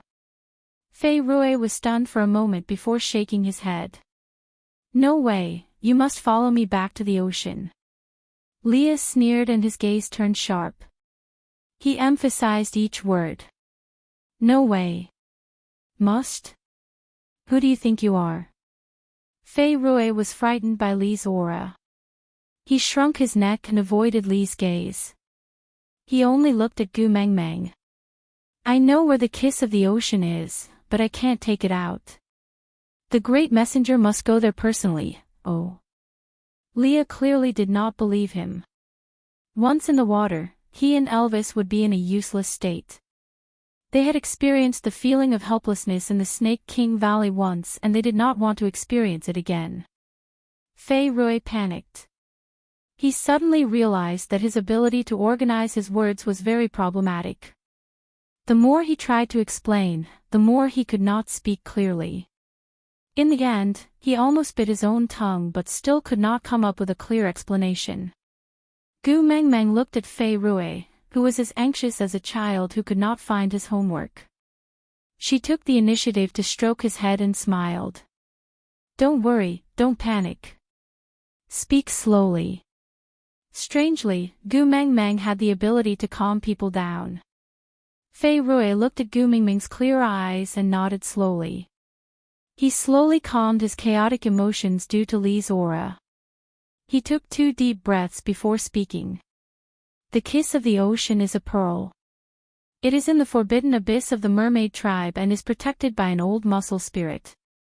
The only person who made him willingly hand over the kiss of the ocean was the previous messenger of the beast deity. Although I don't know why the previous messenger returned the kiss of the ocean, but for the past 1,000 years, so many people have set their sights on the kiss of the ocean. But not a single person could enter the forbidden abyss." Gu Mengmeng was a little confused. An old mussel spirit, another monster that had lived for over 1,000 years. The beast king of the ocean. Didn't Snake say that he was the only beast king in the beast world? What was wrong with this fellow? Gu Mengmeng thought about it and shifted the focus to a more normal topic. "The forbidden abyss." Fei Rui nodded. "I heard from the elders that it was not a forbidden area in the past. It only became a forbidden area after the previous messenger placed the kiss of the ocean back. The previous messenger cast a spell there and no one can enter. Wasn't the previous messenger Snake sometimes amusing and sometimes cold-blooded split mother? He could even cast spells?" Gu Mengmeng did not really believe it. This was because Snake's inherited memories also contained his father's memories. From the time his father interacted with Wang Xiaoxin, she was just a psychologist who was proficient in some things from the Book of Changes. Casting spells and setting up arrays were so fantastical that they could only exist in the investiture of the gods. She didn't have such skills. Gu Mengmeng rubbed her chin, thinking. But Elvis pinched her little face, his blue eyes staring straight at Gu Mengmeng. "You're not allowed to go." "But, no buts. In the sea, Leia and I can't protect you." "It's too dangerous, you can't go," Elvis insisted. Gu Mengmeng thought for a while and suddenly laughed. "You don't have to worry about my safety if I bring along a bodyguard who is good at fighting in the water." Elvis frowned and asked, "Who?" Chapter 743. Elvis frowned and thought for a long time. He filtered through all the people around Gu Mengmeng, but could not think of anyone who matched Gu Mengmeng's 2 points and was reliable. But Leo was crafty and smiled knowingly. "You mean Wabi?" Gu Mengmeng nodded. "Bingo." Leah thought about it and nodded. "If it's him, his battle power is indeed guaranteed. After all, he was a snake trained by Snake for over 800 years. He would be able to crush anyone he placed him in. But, he treats you as his love rival. Could it be?" Leo looked at Elvis suggestively as he spoke. The fur on Elvis's tail stood on end. He gritted his teeth. "It's not me." Leah shrugged. "It's not me either." Gu Mengmeng covered her mouth and laughed. "It's Snake." Lee's eyes sparkled as he asked, "He had an affair with Snake?" Gu Mengmeng shook her head. "Failed." Elvis looked at the mark on the back of Gu Mengmeng's neck and suddenly felt that Snake was very pitiful. Clearing his throat, he said, "If it's him, it's indeed not a problem to ensure your safety. But, will he be willing to accompany you?" Gu Mengmeng stretched out her hand and gently caressed the back of her neck. Her expression was indifferent. "If it's a fake emperor's edict, he won't reject it." Elvis paused and said, "You want to tell him that Snake asked him to accompany you?" Gu Mengmeng nodded. Leah kissed Gu Mengmeng's little face. "You are still so gentle. There are thousands of ways to make him listen to you, but you chose the one that gives him a sliver of hope." Gu Mengmeng chuckled. I just don't like how he looks like Snake's widow, so I wanted to make fun of him. Leah did not force Gu Mengmeng to admit it. He just pinched her little nose. Snake will probably be overjoyed if he hears this. He must think that you are jealous. Thinking back to how Snake wooed her in the modern world with the beast deity, Gu Mengmeng suddenly felt much more relaxed. He probably doesn't have time to be happy right now. I'll definitely spare no effort to make things difficult for him. Who told him to make the decision to die on his own? He made me sad for so long. Punishing him is a must. Leah rubbed Gu Mengmeng's little head and did not continue the topic of Snake. He and Elvis were very clear that even if Mengmeng's condition was much better now, her guilt towards Snake was still buried in the deepest part of her heart and it would still hurt when touched. If we want Wabi to come with us, we might have to move as soon as possible. After the dry season, it will be the rainy season. At that time, we will have to start stockpiling food for the winter and Wabi will also have to prepare for hibernation. We don't have much time. We can't drag this out for too long. Elvis was more than willing to let Gu Mengmeng throw herself into something so that she would not have time to let her imagination run wild. Whether it was Snake, Qi or Cole, it would be best if she could push all these things to the back of her mind. He didn't allow her to go because he was worried about her safety. Now that there was a solution, he naturally wouldn't stop her. Gu Mengmeng nodded with a bitter smile. Looks like we have to entrust our sons to Sandy again. If these three fellows stay at Sandy's place all the time, I wonder if it will affect their marriage.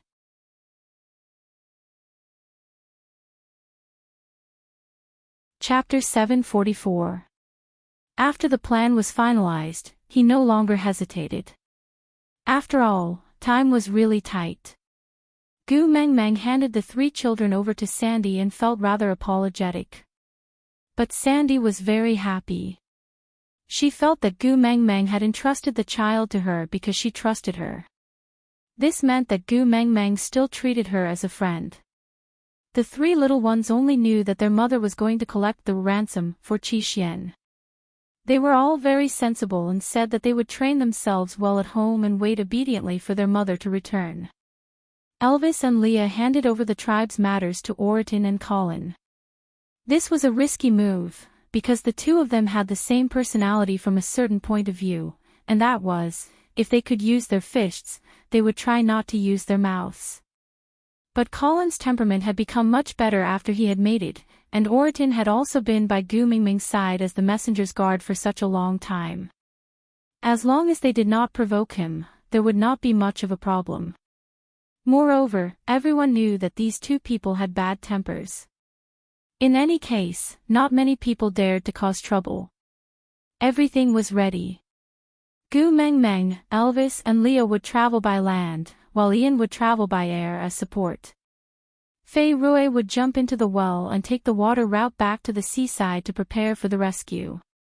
Gu Mengmeng had walked this path from St. Nazaire to the Snake King Valley.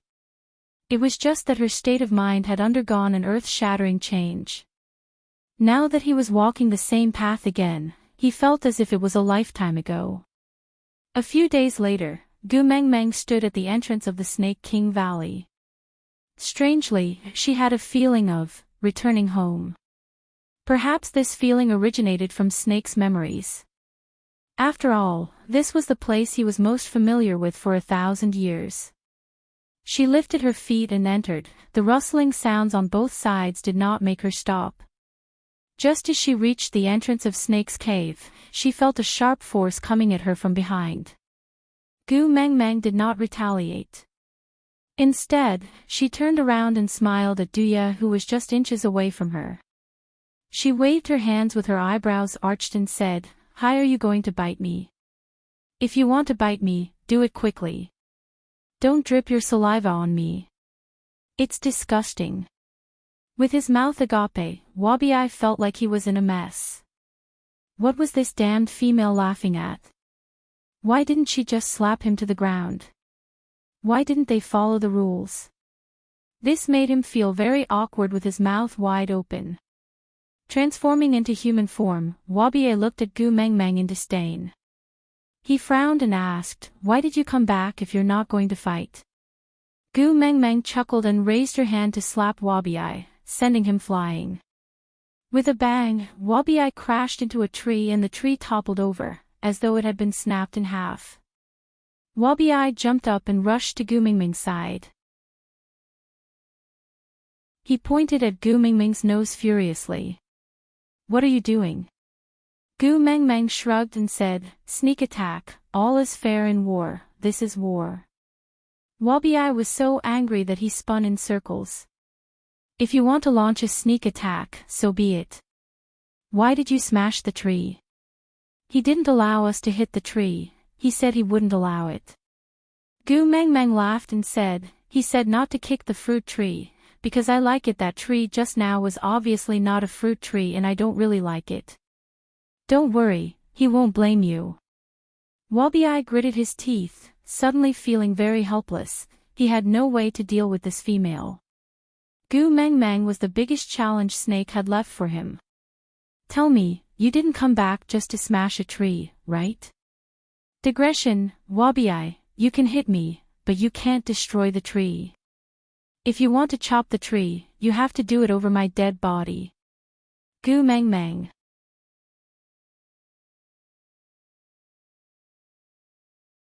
Chapter 745.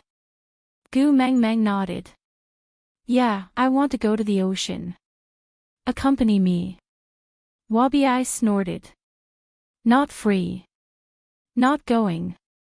Gu Mengmeng placed her hands behind her back and said lightly, "Snake asked you to accompany me." The moment he heard the first 3 words, Wabiye was stunned. His hands trembled uncontrollably as he stared at the little female who had casually mentioned that name. After a long while, he finally found his voice. "If you dare to lie to me, I will kill you," Gu Mengmeng smiled innocently. "Don't brag. You can't beat me. I will become a beast king one day." Wabiye roared. Gu Mengmeng shrugged. "Even if you become a beast king, you will at most be on par with me. Moreover, you are just a pile of sh*t. Do you think you can become a demon?" Wabiye's face flushed with anger. "Are you talking about my looks again?" Actually, in the past 800 years, he had always been quite confident of his looks. He had once felt that the only person in this world who was slightly better looking than him was Snake. But ever since this little girl came, his confidence in his looks had been crushed to bits. Now, he was traumatized. Especially after accompanying her to St. Nazaire and seeing what a 4-legged animal's sh*t looked like, Gu Mengmeng circled 3 times with her right hand, then placed it on her chest and did a gentlemanly salute. She then said, "The Honorable President of the Appearance Association, a veteran member of the elite class, a staunch supporter of the idea that looks are justice, I am Gu Mengmeng." "You? What about me?" Gu Mengmeng was clearly fearless. And Wabiye really couldn't do anything to her. Wabiye flung his hands. He wanted to turn and leave in a suave manner. But he had only taken 1 step when he stopped. Without turning back, he turned his back to Gu Mengmeng. His voice was cold. This was his final stubbornness. "When do we set off?" Gu Mengmeng didn't put on airs. "Tomorrow morning." Wabiye didn't say another word. He just walked away. To Elvis and Leah, the Snake King Valley was really not a place with beautiful memories. So Gu Mengmeng asked them to wait for her outside the valley. And that night, Gu Mengmeng did not feel sleepy at all. She wandered aimlessly in the Snake King Valley but realized that Snake's shadow was everywhere she went. Apart from the 1 month they spent together, her body also contained thousands of years of memories of him. Wasn't he everywhere she went? A few little snakes led the way for Gu Mengmeng and brought her to the spot where she buried the fruits from the fruit tree that Snake had kicked over. Gu Mengmeng squatted in front of that tender green branch and could not help but smile. She gently stroked the leaf with her fingers and muttered to herself, "A new cycle, a new beginning." "Snake, are you living well over there too?" Gu Mengmeng didn't return to the cave and just slept at a spot not far from the little sapling. Before she slept, she instructed the little snake that if she didn't wake up the next morning, Wabi was to carry her away. Elvis and Leah would wait outside for her as they knew where to go. Closing her eyes slowly, Gu Mengmeng thought to herself, "Lonely old man, your filial daughter is back to watch romantic dramas with you."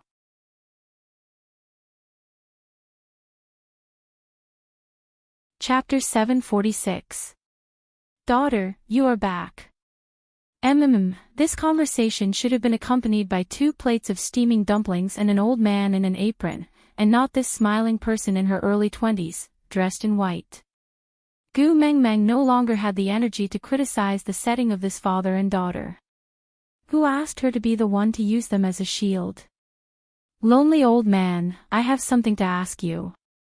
Gu Mengmeng was afraid that she would forget about this after watching the television series, so she asked first, does Wang Shaoxin know how to set up an array? Like in Investiture of the Gods. The beast deity pursed his lips and chuckled. He shook his head in an exceptionally benevolent manner. She doesn't. Gu Mengmeng replied, oh. Then Fei Rui said that the kiss of the ocean is in some forbidden abyss and that she had set up some array. The beast deity maintained his benevolent smile of a deity loving the world. He replied, the array in the forbidden abyss was not set up by Wang Shaoxin. It was set up by me. Pfft. Gu Mengmeng really wanted to spit on his face. But thinking that she had a favor to ask, she held it in. How do I break it? I want to go in and take the kiss of the ocean.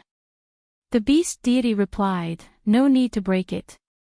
You can just go in. Gu Mengmeng asked, really? The beast deity replied, that array is only effective against the ocean tribes. It is useless against other races. Gu Mengmeng looked at the beast deity suspiciously. Are you lying? The beast deity straightened his expression and said, immortals cannot lie.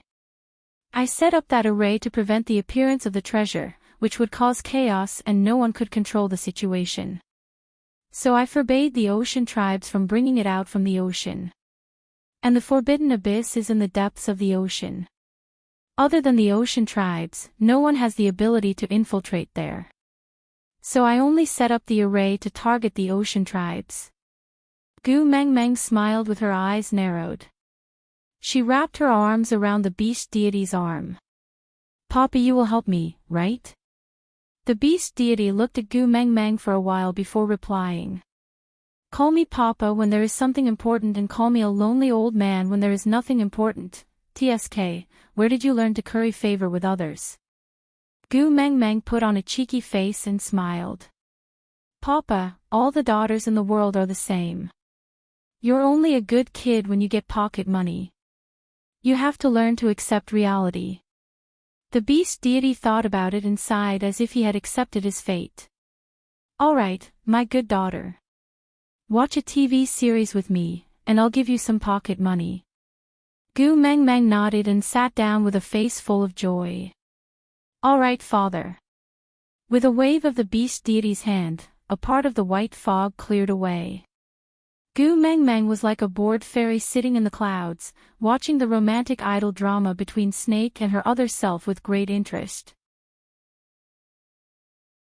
Yes, Snake was in charge of romance and idols, so she could only be in charge of dramas. The bell signaling the start of class had already rung, and the professor was taking attendance on the roll.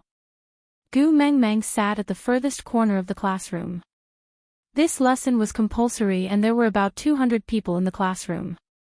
Because of the scene on the field just now, her heart was in a mess, and she just wanted to find a corner to calm down. However, it was obvious that someone was not willing to let her do as she wished. A slender figure leaned against the door. The sunlight elongated his shadow, pointing straight at a certain ostrich in the classroom. His jade-green eyes carried a hint of playfulness and a lot of pampering. With just one look, he found her in the corner of the classroom.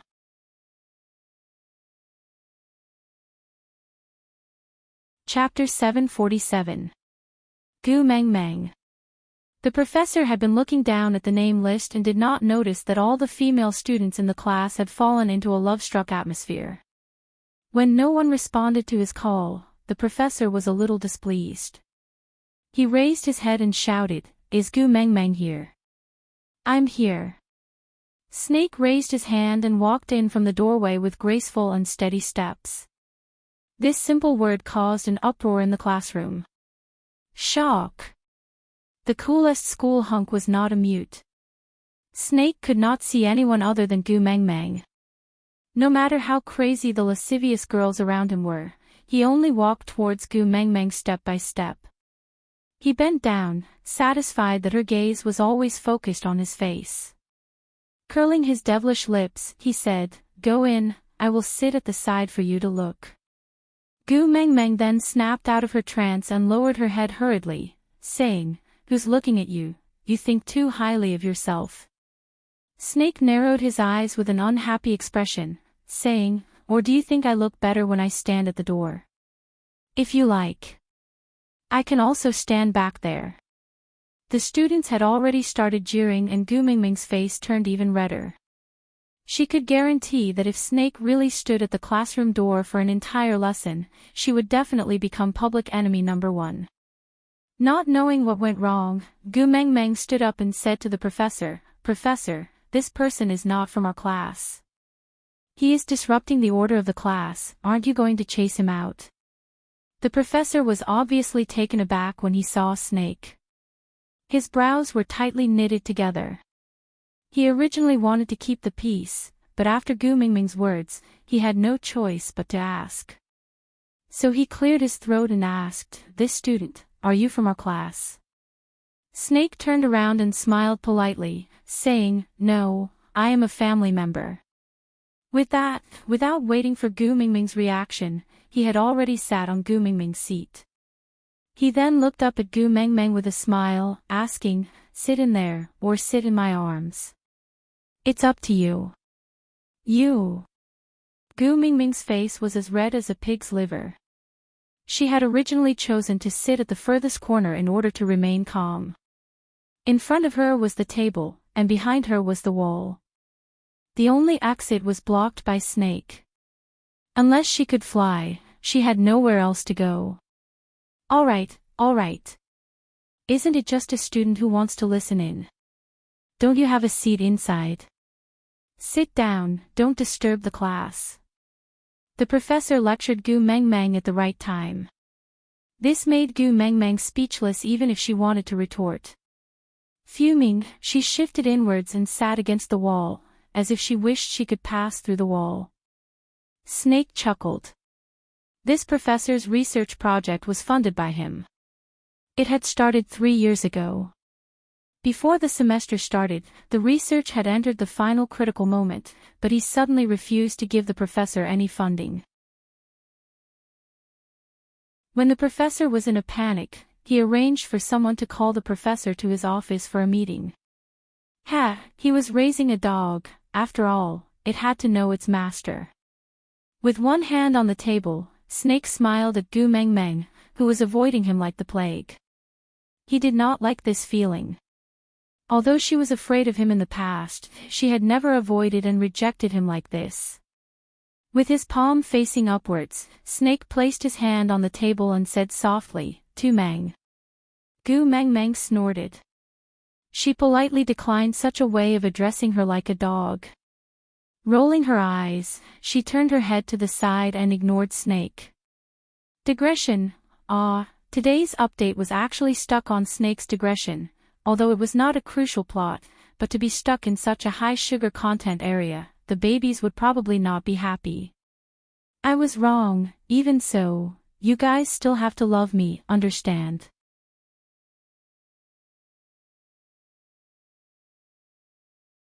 Chapter 748. How was Snake someone who would allow others to ignore him like that? Especially when that person was Gu Meng Meng, he would never allow it. So he flipped his hand and placed it on Gu Mingming's arm. Pulling his arm back, Gu Mengmeng was pulled from her seat into Snake's arms. The commotion was not small, and coupled with the fact that everyone in class was already paying attention to them, it caused a commotion. Gu Mengmeng blushed furiously as she glared at Snake. "What are you doing? Are you behaving like a hooligan?" But Snake smiled. He liked the way she looked at him. She could be bashful or angry, as long as she looked at him. He sat at his original spot lazily and did not move. His lips curled up slightly, clearly in a good mood. He said, "My arms are the safest and most comfortable. It's always better than sitting on that hard bench." "Crazy." Gu Mengmeng scolded softly and was about to stand up. Snake's large hand grabbed onto Gu Mingming's waist and his upper body moved downwards. He used his entire body to hug Gu Mengmeng, giving her a huge amount of pressure.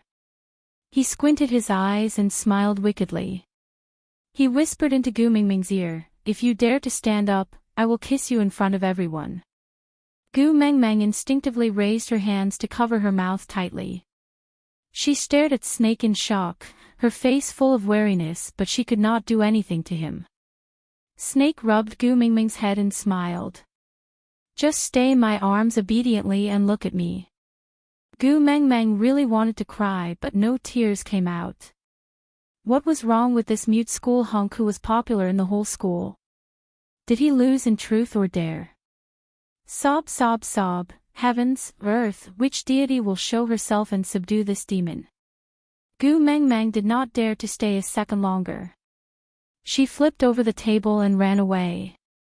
Seeing how she knocked over many tables and chairs along the way and sent many students flying, Snake's lips curled into a doting and indulgent smile. His Tu Mang was living well. She was healthy and could run very fast. Getting up, Snake walked towards the exit of the classroom. A group of girls who had been waiting for the entire lesson finally seized the opportunity and surrounded Snake tightly. They used the time of a lesson to write the love letters on the spot and presented them to Snake. However, Snake frowned and his gaze turned sharp and cold. He didn't even bother to say, "Scram," to them. With a cold expression, he forced back the people in front of him step by step. How annoying, he wasted a full 17 seconds of his time. These 17 seconds were originally enough for him to catch the flustered little rabbit. On the other side, Gu Mingming's mind went blank. She hugged her school bag and escaped into the female toilet. She clearly didn't do anything wrong, but she didn't know why she felt so scared and guilty. Her heart was about to jump out of her throat, but she didn't know what she was afraid of.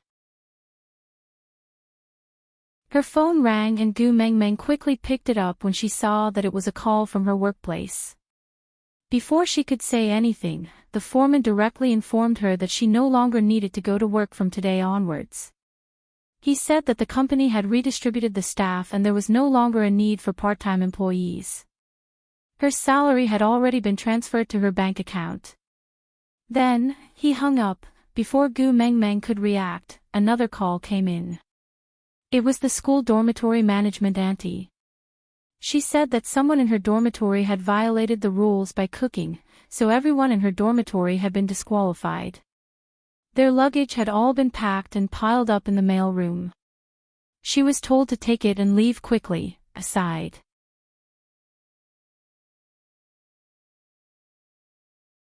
Chapter 749.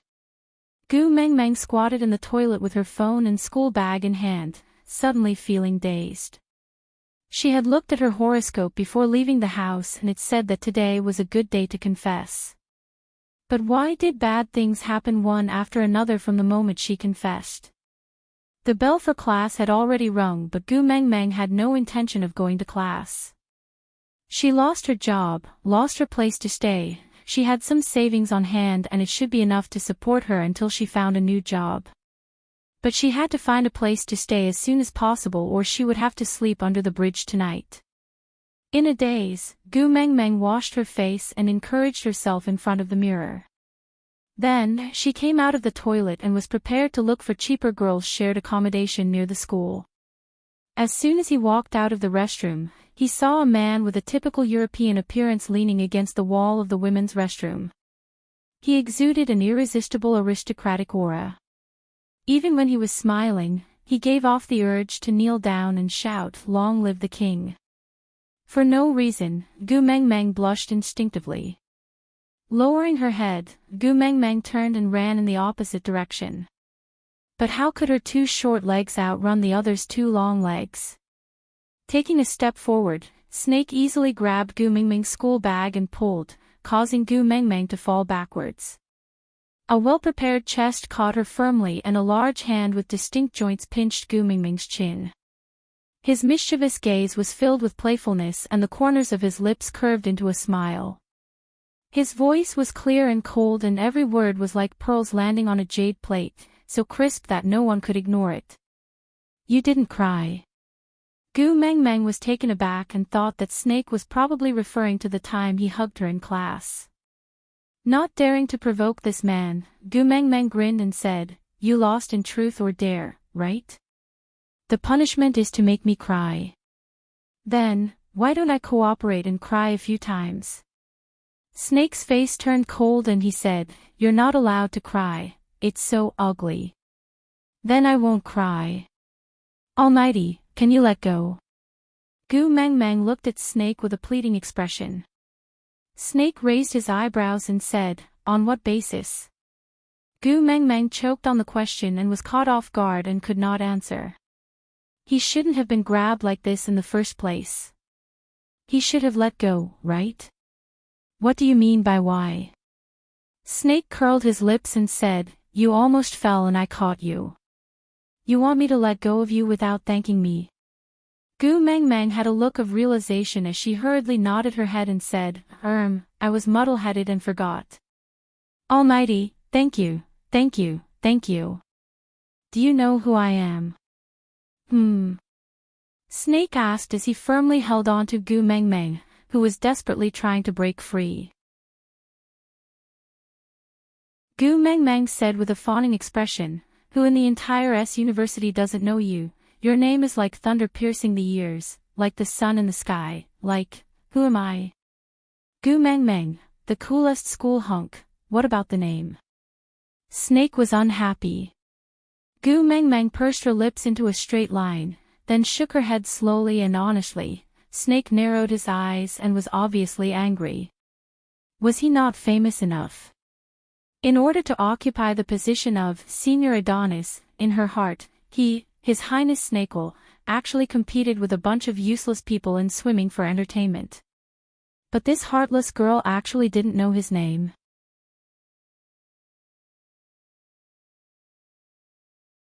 Chapter 750. Gu Mengmeng looked at Snake in a daze, her face full of confusion.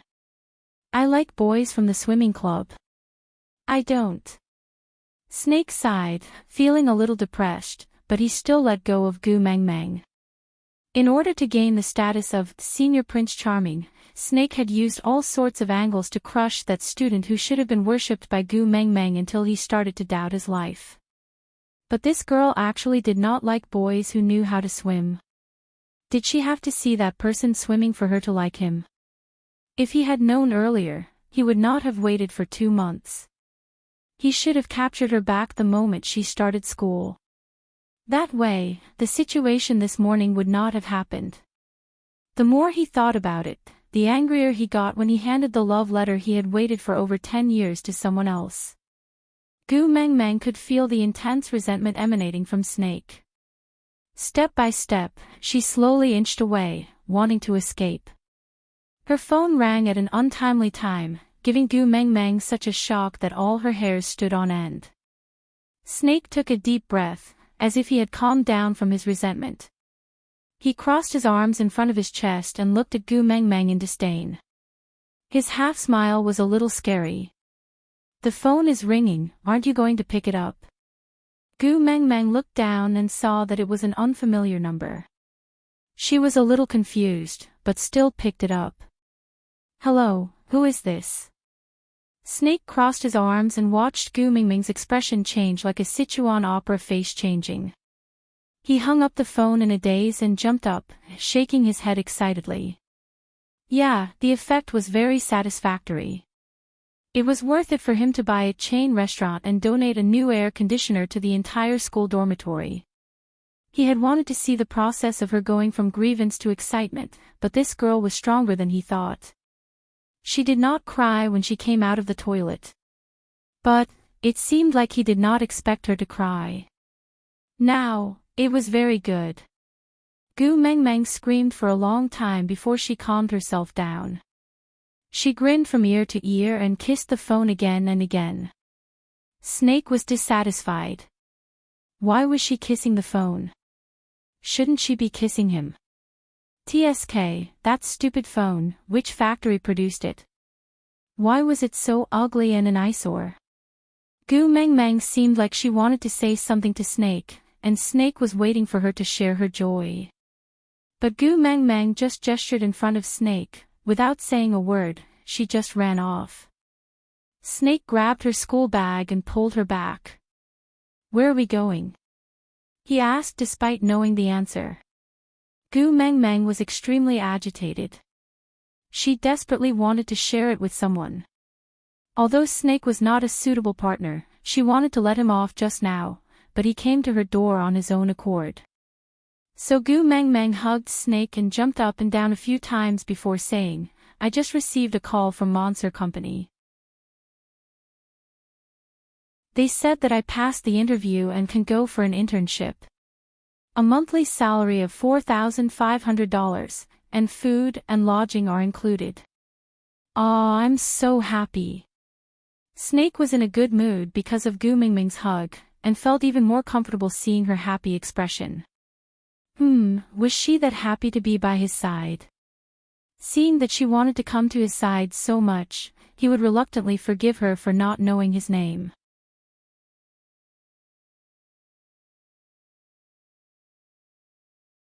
Chapter 751. Gu Mingming's brain was in a state of extreme excitement and she had no time to react to anything else. She still felt like she was dreaming when she held the employment application receipt and the work pass in her hands. Snake squinted his eyes and was no longer in a good mood. What was so good about that stupid sign? Was it better looking than him? Why was it staring at the sign and not him? Reaching out, Snake poked Gu Mingming's head hard and said, Hey, come back to your senses. Gu Mengmeng was taken aback and stared at Snake for a long time. She said in a daze, why are you here?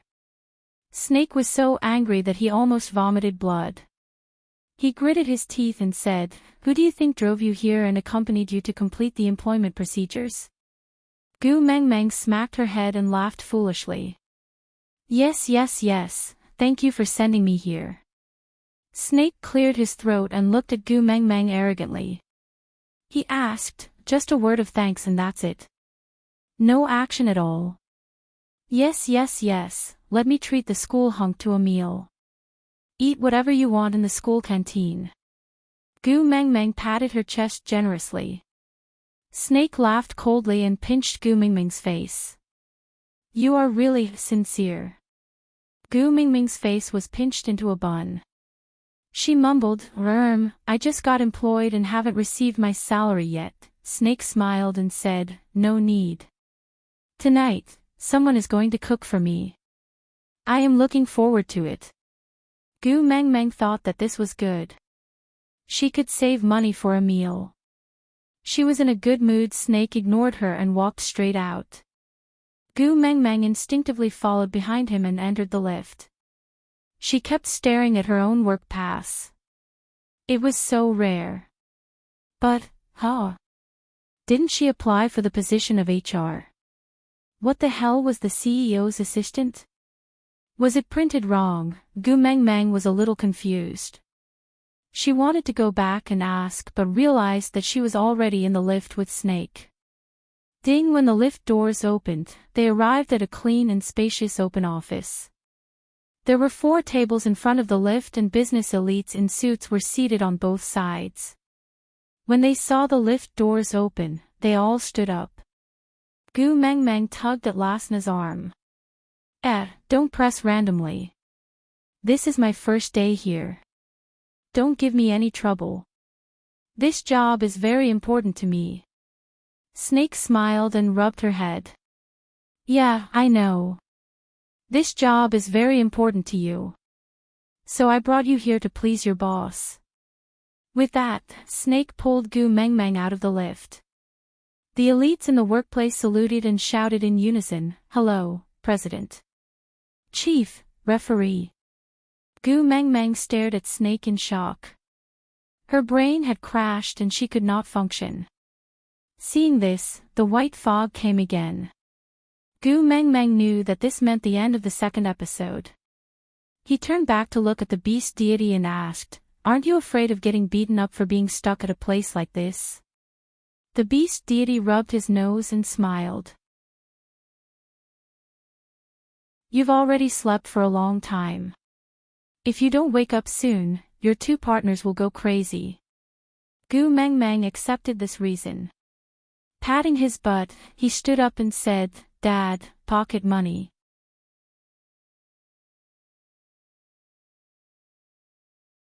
Chapter 752. Gu Meng Meng had gradually gotten used to the feeling of falling from a great height. She felt that in the modern world, roller coasters and pirate ships were all nothing to her. Slowly opening her eyes, she met Elvis's deep blue gaze.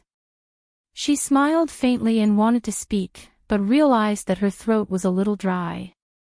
Before Gu Meng Meng could speak, Elvis had already kissed her. He held a mouthful of water in his mouth and dripped it into Gu Meng Meng's mouth, moisturizing her parched throat. After the water was gone, a lingering kiss followed. When Elvis released her lips, Gu Meng Meng asked, "How did you know I was thirsty?" Her voice was a little raspy. Gu Meng Meng felt that it was a unique characteristic. If she were to sing a heavy metal rock song now, it would be very good. But in Elvis and Lee's ears, this voice brought about a heart-wrenching feeling.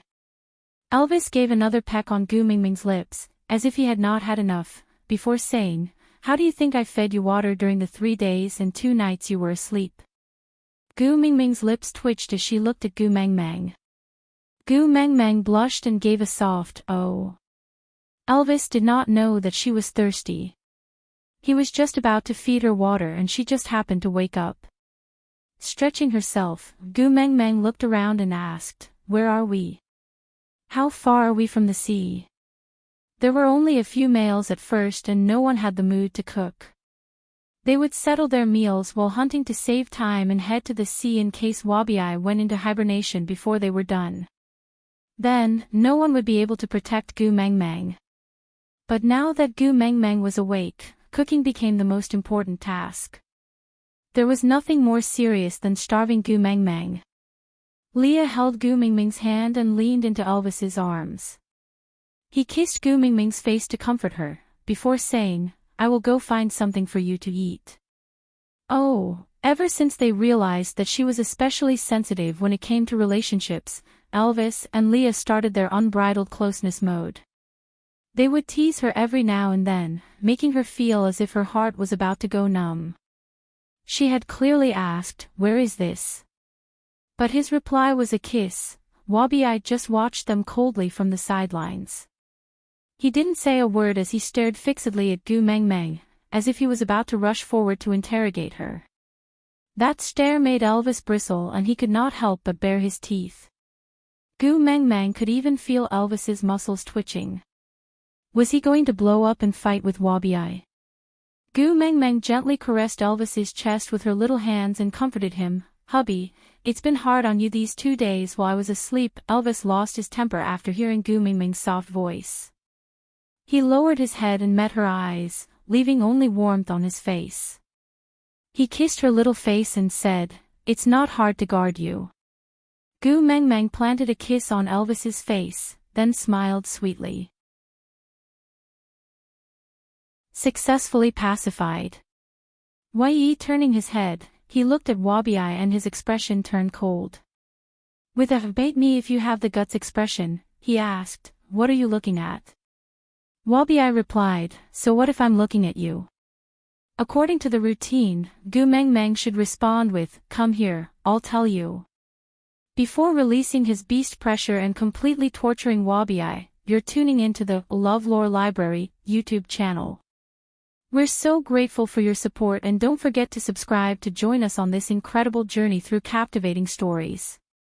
Your generosity through donations truly makes a world of difference, as it's the primary source of revenue that allows me to expand and enhance this channel for you. Thank you from the bottom of my heart for being a part of this adventure.